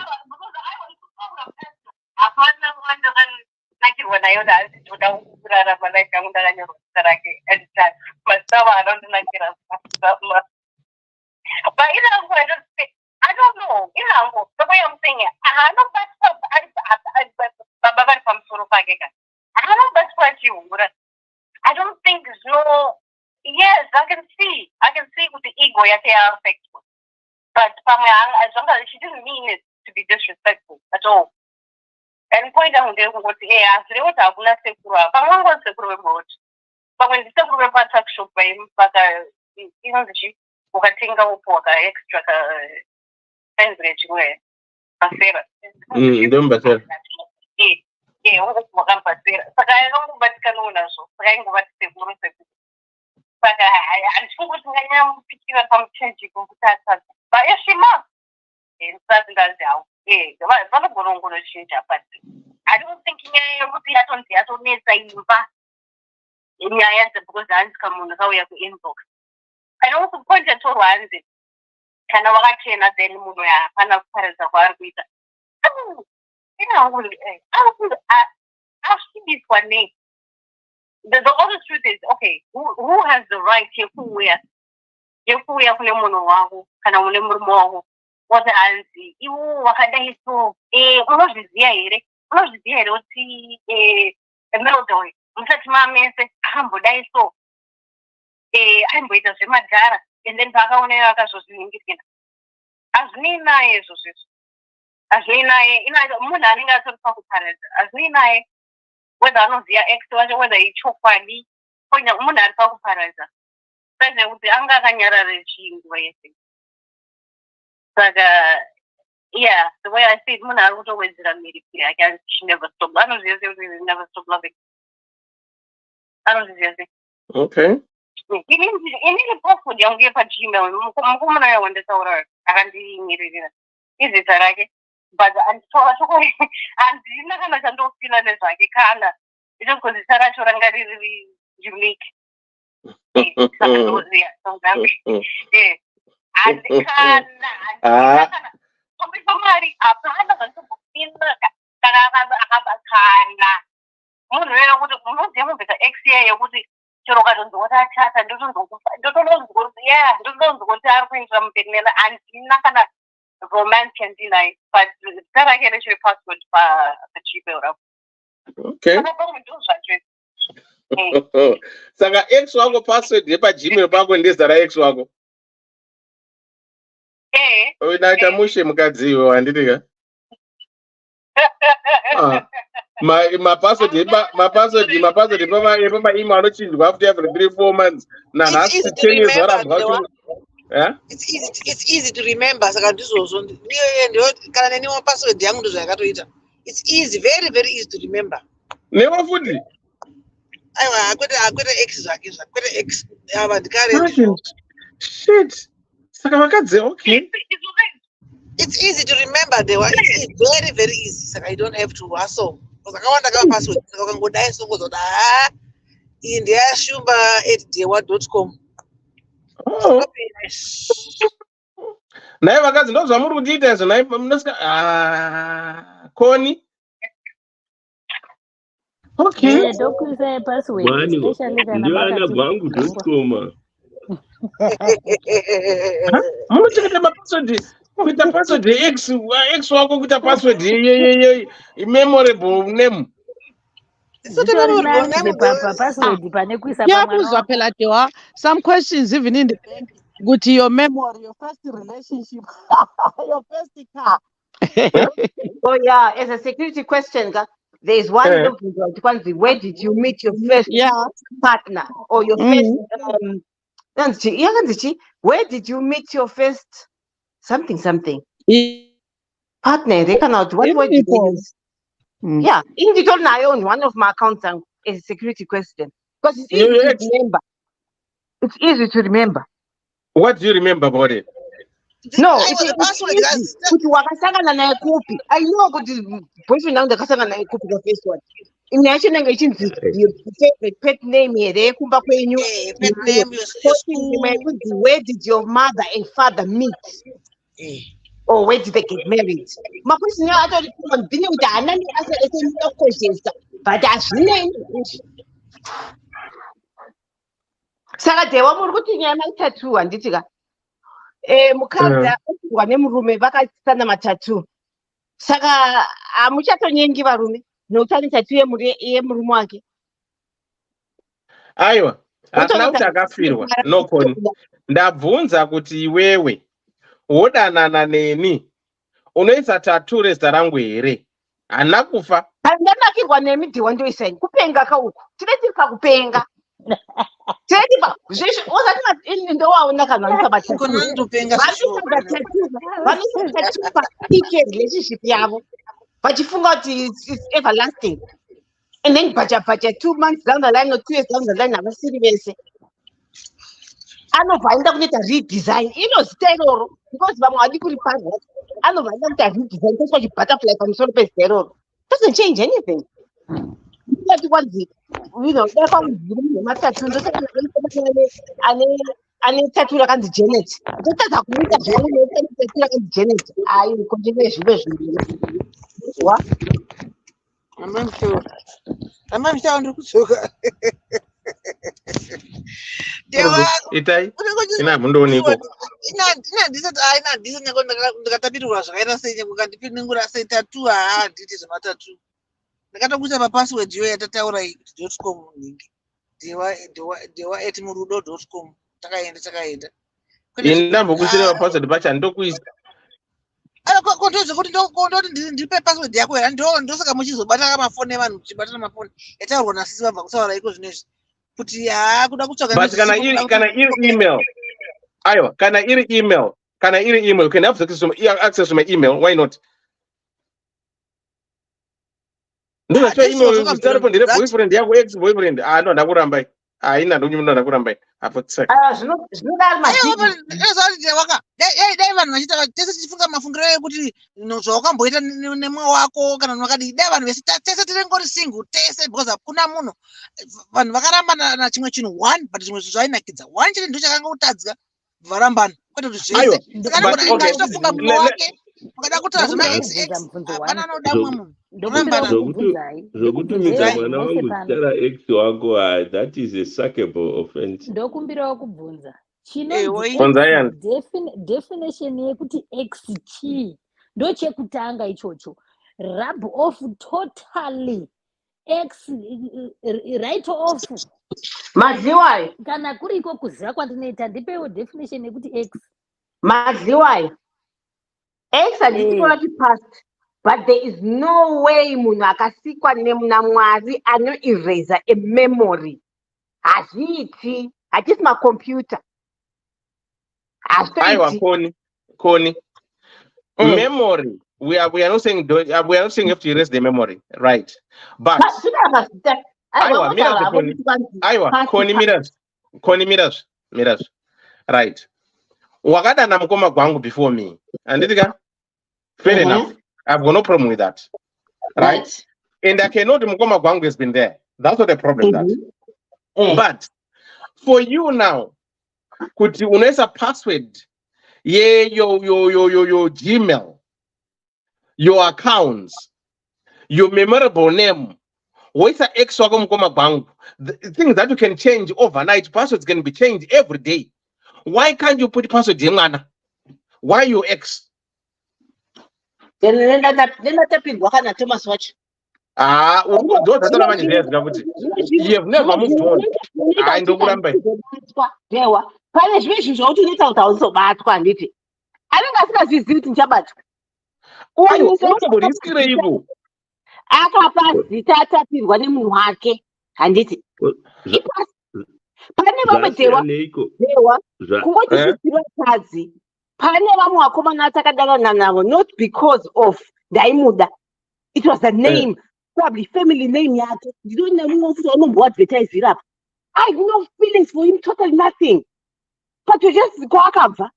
Ndiko ingonditapirira chete. Hazvirevi chini izvi. Inini konusada. Hazvirevi chini kanini. Ndinga ex wakabva nako. Ayo, konuri munhu wekuziya iwe usadaro aiwa no. Nemi ndichiti Dewa azozvizivi katobva ndapa mwana wangu zita kuti Thomas. Handiti pamwe hamudzivani. Ozongodzwa later on that Thomas yakabhoya kuti girlfriend boyfriend yakoni totaurirana zveDewa saka apa anyora tsamba kuti vanodana navanava vanolesment zvedu togatsa idi kunyaya zita remwana kundirambisa kuisa divorce sure ndikata murume anoda kunditi zveutoandopapirira zvekuti kwandoitesa divorce kuti get away hasina basa iwe Koni ndakarara newe zvokwadini ndochemerera ndichiti siwo ende siwo unonaka zvinofamba izvozvo ndakavata newe munozvati zvinoitika inenge ingori do you know kuti munhu kana achiclimaxa anokuda inonzi chiku yai inonzi chiku nechirungu futi nestate ronzi chiku kumbobuda munonzi mubhodhi so zvinoitika unaita mushe iwo unongogumbukako for that moment kamombotsamwidzana but handikwendesi kwamujiti kuti kwandaudambura muchato nokuti mutadaidzwa kunzi sibo no guys haizodambura nemuchato Koni sithandwa sami ndokudivosa here endanotivosa uyabona iproblem ngamadoda lawa nje amadoda lawa athanda ukucabangela into eziningi kakhulu uyakwazi ukuthi sometimes uyazibuza ukuthi kambe sure bona khonapho uyabizwa ngomunye umuntu kodwa asivuyi ngolaka size sithi asafuna i-relationship but ibona iproblem they are insecure. Yes. And why don't you trust yourself? But you not feel insecure about people that are not even in the past. I know this guy. I'm sorry. Mirani bokuza ese sikoni. Ndakatadza ndakapa mwana zitaka. Ngatingotaurana sorry. What do you do? Kana zvisho ngatene unochinja zita. Zvapera. Zvakazonditi kwandikudivorce. Aiwa ataura kuti it's either tochinja zita kana kuti kana asingadi zita to divorce. In as much as I know. Divorce for that. In as much as I know these men. Handiti munoona zvinhu zvinoita Mwari watinoti tinonamata uyu. Mwari looks at those small things. Ndo zvaanoona zvaanovaluwa izvozvo. Vanhu vane love, vanopa varombo, vanoita sei. Haatarisi vaya vanoti yewe anozonamata zvemunamati we5 hours. can say a small prayer and be kind and be grateful and be chii, ndo vanhu vanodiwa naMwari vavo. That same character mukaitarisa ndo ine varume. The very small things zvamunoti zvinhu zvidiki diki izvozvo ndo zvavanotora kuita zihombe rakadai kuita senzou. Tudiki itoto. Small itoto munonga muchiti imimi vakadzi ati too small. Ndizvo tinotorwa nevarume kuita nyaya hombe. Hombe dzacho ndosaka muchiona kuti chero mukadzi akazohura murume anogona kumuregerera kuti aiwa ahura sorry okay it's okay gatigari. But uyu atumidza mwana zita raX wacho asitoripo inoita nyaya hombe. Saka tudiki itoto tikangotoona kuti utu tudiki ndo tiri kurambisa vanhu. Ndine mukadzi akambopupura mumwe musi muchechi ndofika ndakambozvitaura pano kuti vati murume adzoka kubasa zvakanaka voti vaitewo kutamba kwavo kwavanoita kana kuti nditi akabudisa mweya ndokubva pabuda nekatsvina murume ari kunobata kudai ari kuti tsvina akarambawo nemukadzi kuti mukadzi achiti vadiwe ndangobudisa mweya ndofunga zvikabva zvaingaenda nepamwe it's nature but murume haana kuzvitora izvozvo akati iko hauna kugeza. Saka tunhu tudiki tinonge tichiti tudiki munhu haazvikonsidi munhu anonzi murume. Vanoda huru dzekuti vanozvarwa huru oita mukadzi wake iye anenge achiziva kuti akahura nelocation yese iyeye anomuda muchengeta agomuitira zvese. Asi uyu ari kutumidza zita uyu anongorambwa mai mwana masikati machena akarova pasi nekuda kwezita raX. Chinhu chinonzi X gara watoziva kuti iX dai akatotumidza zita racho rakabva neuko richienda nekuseri dai raipinduruka. Zvino haripinduriki kana richitongozi tendai haungaripinduri. Ukaripindura rinongoramba richimina the same thing. Saka ini ndongoti murume uyu mukadzi wako ngaendai mochinjisa zita pachiri padhuze risati rakutodhura kutodarika izvozvo. Ende kana achitoshanda mukadzi wacho tora papei yake mari yekunokuchinjisa zita remwana mubhadhara mochinjisa zita remwana nokuti ndiye akaenda zita iroro raX wake. Auntie, how is this guy going to convince this lady? Because vakambotaura nyaya yacho ndosaka azonyora tsamba kuti mukadzi haasi kuda saka achamuconvinza sei kana kuti nei because akagara chitanzi akazvikaramba takutosiyana. Atiko ndamuti ngatichinje zita tirambane. Saka pazvinhu 2 izvi ndo zvavari kuda kuita. Asati ataura haana kutiudza hake kuti akaramba kuchinja zita kana kuti akabvuma. Hanzi help me. Inini ndiri kuti it's either wochinja zita kana kuti torambana. Saka ini kana ndandiri mainini apa ngatinochinjai zita harina basa ndiye ndichingorifunga mumwoyo mangu hangusvi. Vanenge vakatiitira zvakanaka. Asi haungazomuti bhururu pachena. Ingomufunga mukati mako muhana zvendosaka mwoyo wakahwanda wakavharirwa mukati unofunga X wako. Nongo munhu anyora kufacebook hanzi mukadzi hanzi maladies vari kunyepa sha if it was reverse kunzi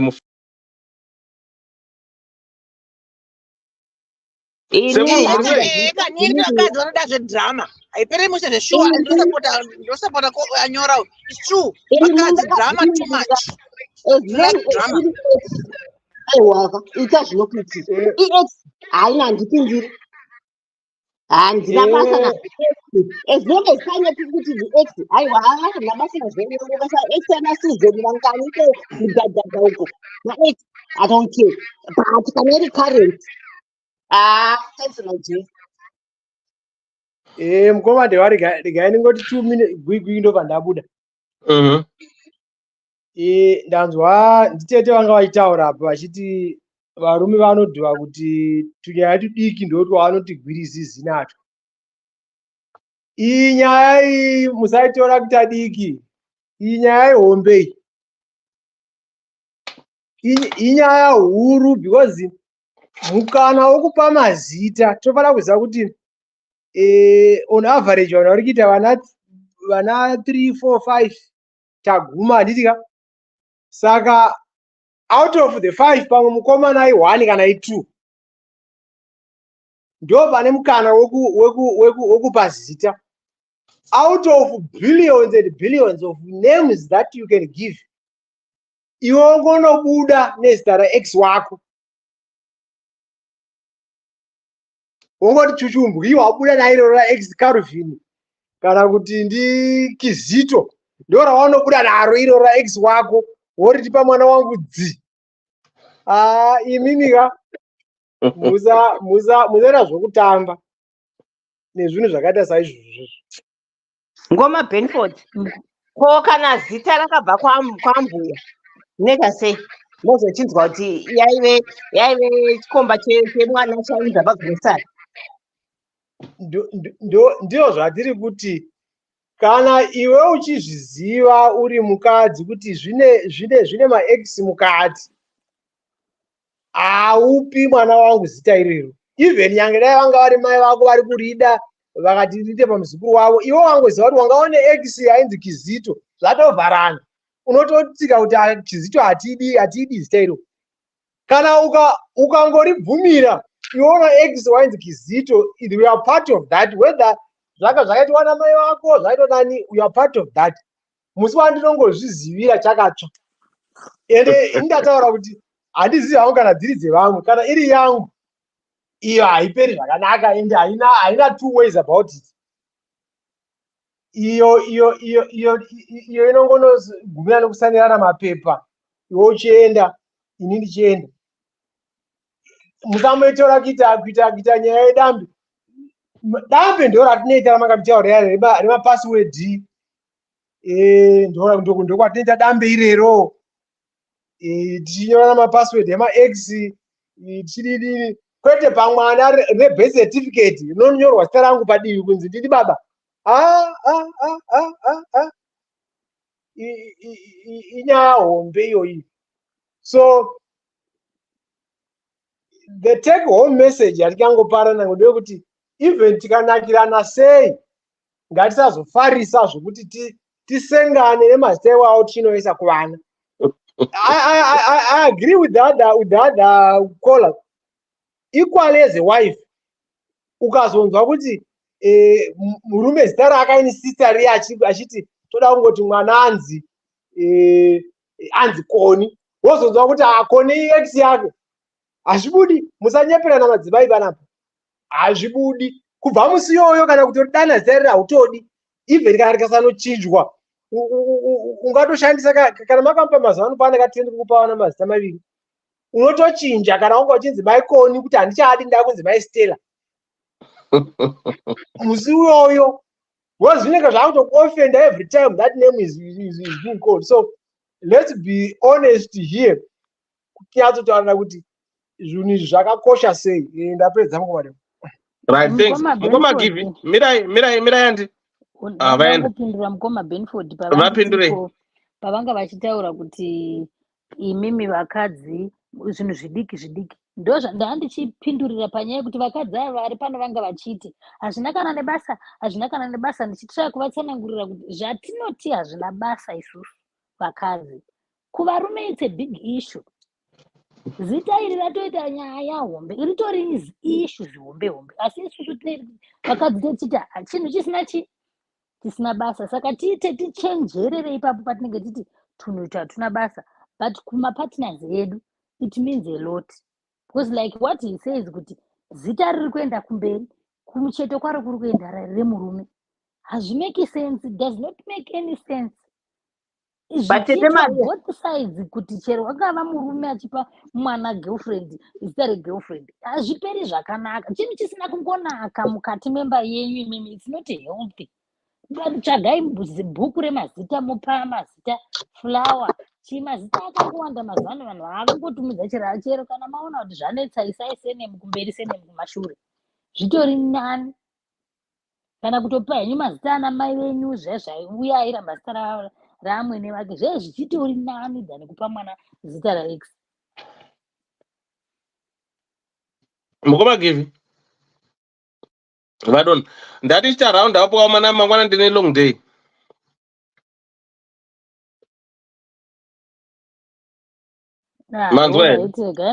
Saka tawirirana nganditi 1 minute yangu tawirirana kangoti blaza vanga vataurana nemudzimai wavo vakwanise kuchinja zita, because it's not worth it kuti kuparadza musha nenyaya yekuti anzita ndera x. Handiti satokotigonzwa kuti vachava vachitiri because yavo nemukadzi wavo kuti vanotaurana kuti achabvuma kubvisa zita kana kuti vachawirirana kurambana, because it's very easy these days kurambana. It's very easy. Chakuda uti inini ndagara chakuda wagara unekadora wotorambana zvatopera zvakuita mazuva.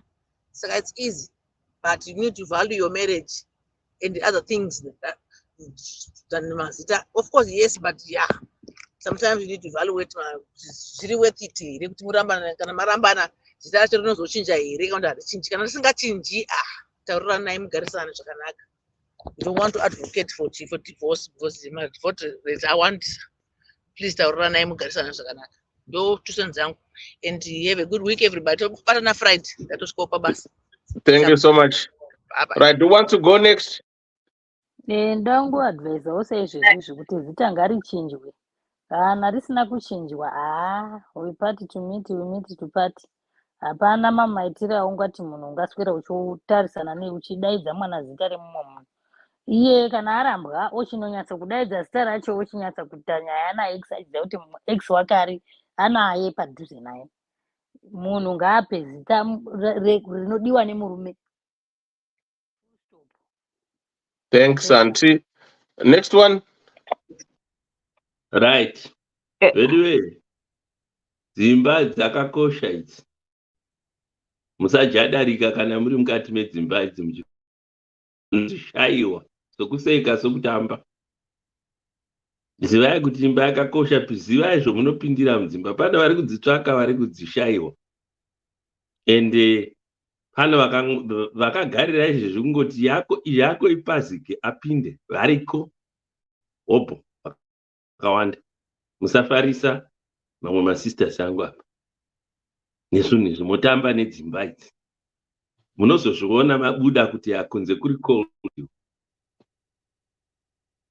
So next time ngatizive zvokuti ngatitambe marecords, music, kwete kutamba nemichato. Thank you. Thank you so much. Who wants to go next? Ndasika kutaura after mukoma gwangu pasireka chingotaura. Kana muchiziva kuti varume kana muchiziva kuti dzimba dzakakosha, ko munetire musarinya yenyu. Ngatingoziyai kwese kuti dzimba dzakakosha. Otherwise dai ingari mentality yevanhu vese pano pasika. Pasina zvimwe zvisi madivorce chichi. Saka no aiwa. Mungoda kuyambira nguva na mana blasteni vese. Mukadzi anoregererwawo. Akatadza, yes, muregerero. Mugasana zvakanaka. Pana zvokurambira mwana mukadzi kuti apo mune makakanga kuti mwana kuda kutanga kudaidzwa kuti rimwe zita. No. Ingogadzana nemumba menyu. Muri two futi. Chirega kuzviburitsa kuhama dzako because anogona kuvengwa. Muri two mogadzirisana. Munochinja bhedhi remwana. Mupedza. Zvatopera izvi. Thank you so much. Anna, repeat up. Yeah. Is it me or? Whoever wants to speak 2 minutes or a minute. Okay. Okay. But in my favor, I guess the best thing is that it started changing. But I think I was so conscious of impact to the man because I was so good. Once I'm going to win the Peter, I want to see John. I mean, not what I was talking. But anyway, right. Thanks, Skool. I've added you to both groups. Welcome to DDC. Welcome to the family. You're part of family now. Thank you very much. No problem. Right. Guys, Monsieur Friday, we are discussing my topic, say culture. Musi Friday, maka-advertise murume akati kwanze I'm single searching. Ko makadi utipawo. Which one now? Kumkanda uko ku divorce chakutuku. Iye murume akauya kuno achiti kwanzi ndikutsvaga mukadzi ari serious. Chamuzoti anonzani zviya, ndiani zviya mama. Anenge akaisa kuinbox penyu ramene. Mukati hanzi anetika, munotala age yake akoti anenge akati 47 futi andizivi. Ndiani zviya. Akatambira ku age kwangu uko. Akati I'm looking for a woman at serious chichi. Hamuna kuzotipa. Mama mangu musatita asizororwa noti hamusi kutipa vanhu vacho. Varipo vari serious. But hamusi autipa. Minoti nei. I can't remember Connie, sorry. Munondiudza kandowandirwa kaoko man. Utamba hangu but mukande divorce panhongwe nevanhu. Okay, right. Musi Friday tiri kuita culture, religion, chivanhu and Christianity. Ndio makati muri kuchida. Saka tiri kuona kuti zvinobalansa sei chivanhu, Christianity, culture and religion. Tozvibatanidza takadaro. Isu tiri kuchivanhu zvedu isu. Saka ndo patenge tichimira nechivanhu chedu. Toona kuti musiyano wacho uri papi and zvinofamba sei. Right. For those who joined us tonight, well, thank you so much. In closing remarks, tongoti, to avoid the barking dog, you have to produce a bone. Vandaro pachirungu. Why? Kuda zvinhu zvawakasiya as memories. Zvozoku backfire. Canary X is X for a reason. Do not name vana must time X is what your partner didn't know about it. Zvasiyana nekuti ndi baby father kandi was my ex-husband, mwana wakanonzi Peter, wabatwa ainzi Peter, ndi ex-husband wangu, it's completely different. But kana wanga uri musikana asina bvira amboroorwa, wozoroorwa, then start your family. And wakambomhanya masangomo ukasangana nevane tudora nevana dzombe idzodzo ita sei because oti dehwa anga ine hombe kana koma gwangu anga ine hombe, right? Izvi ndasangana dehwa nekadora ndaura kudumidza mwana wangu kuti Thomas mukoma gwangu because wangu ine hombe. Dehwa ukazozviziya unorambirwa izvozvo. Saka let's just try to respect the other person, because what you might think it's small it's big to me. Saka ndaringoziva kuti we are two different people who will be coming together. Saka your feelings, your opinions and your views might be different from my opinions and feelings and views, but where you might think in I'm not being reasonable because I'm failing to be you. So you have to know what iwe ndiwe farai ini ndini farisai. Ukutikangoziya izvozvo chete hatina kana problem. Saka tongoti murudo takaenda. Like what last scholar said, mwana ane 8 years ane birth certificate. Saka that means mwana grade 2, grade 3, somewhere there. I think zvinopa confusion kumwana kuti kana aimbonzi Peter mwana grade 3 pa birth certificate pasina middle name. If you had a middle name, then otherwise you will go and change Peter and write a second name. Rose ugranda kopesera vanyanzo district. Manje kana anga uri wanisara kuti Peter kutoenda from birth certificate kuchinya mwana yakunzi Richard, I think it becomes a lot of confusion. Apa mukadzi was wrong. Ndichitaura ini semunhu murume ndakazvimirira samutaura sekuru Benford. Ini ndiri mtu watarambana. That's a fact. That's me. Saka so Benford handiswera umwe uri wese, but ini hangu kusati kwangu kuchinja birth certificate takaenda ma-DNA tobva ikoko. Kana mwana ari kwakuzara sekuru Benford tongoti amai mwana ndewangu tatenda taonana. That's me. Saka at times vanhu ndatirege kuzvisungirira tega. Zvataona mukoma gwangu kuti vari kunze vari kuda kupinda, vari mukati vari kuda kubuda. Inongova njake idongotonga ndebvu dzembudzi, but varimo vacho vanenge vashoma kunzoku. Musambonyebhero zvinyu varume hakuna uku, hatiko varimo kunzoku, hatiko. Saka mukada kuita zvemunjodo ka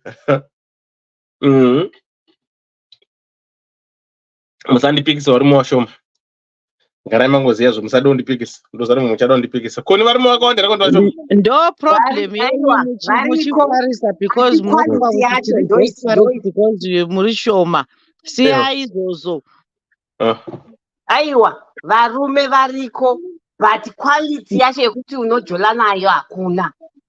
It's the quality of men that is out there. Variko, but it's a quality. Ndokutoshomeka kwawo iko. Right, Mr. Sadiq. Sorry, Connie, Mr. Sadiq, I'm giving you 2 minutes. What's your take? Your 2 minutes start now. Sorry. Manono kakuya. Itengo yakuzokwazisa chete. Uri boy. Hanzi quality yevarume vokujona yadini. Quality yadzika hapana varume. Varume vapera, either vari kudanana vega. havana rudo. Atoti muri kuvhima kusiriko. Aiwa. Tovhima papi nai. Isu tisataneta tichagara tega. Type dziriko ka.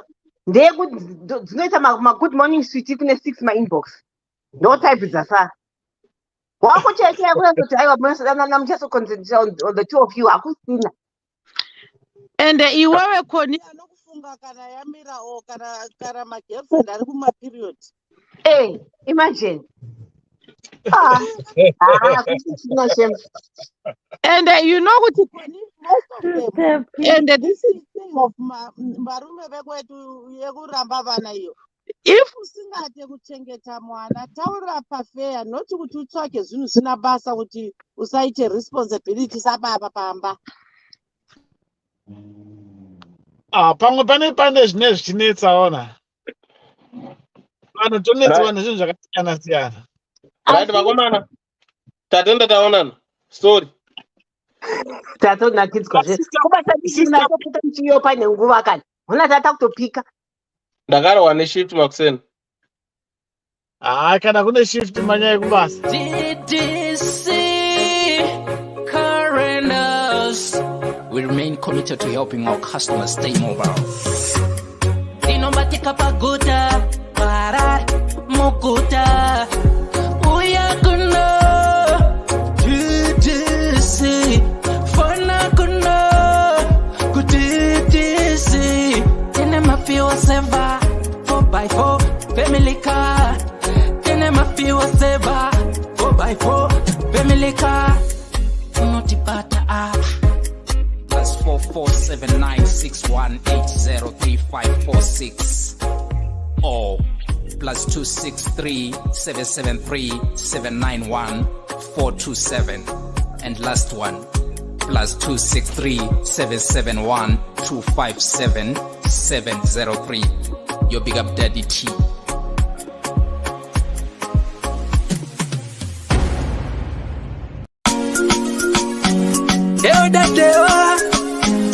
Ddc Skool of Thoughts, yeah. Kubatsirana, techisisana, techiyambusana, fila, kuonesana, techisimudzirana, ya. Panondo patosangana, techibatsirana, panondo patokumana, techisisana, Ddc Skool of Thoughts. Ddc Skool of Thoughts. Yautete wachimonyo pila icho kwadi upenyu uyu unoda kupanana miwono, yeah. Kubatsirana, techitsitsana, techiyambutsana, pila kuonesana, kusimudzirana, nekukurudzirana, yeah. Pano ndo patosangana, techibatsirana. Pano ndo patokumana, techibatsirana. Ddc Skool of Thoughts. Ddc Skool of Thoughts. Eodadewa, but Ddc Skool of Thoughts. Real life matters now. Mondays and Fridays, 8:30 p.m. UK time. Live here on Facebook, Ddc Skool of Thoughts.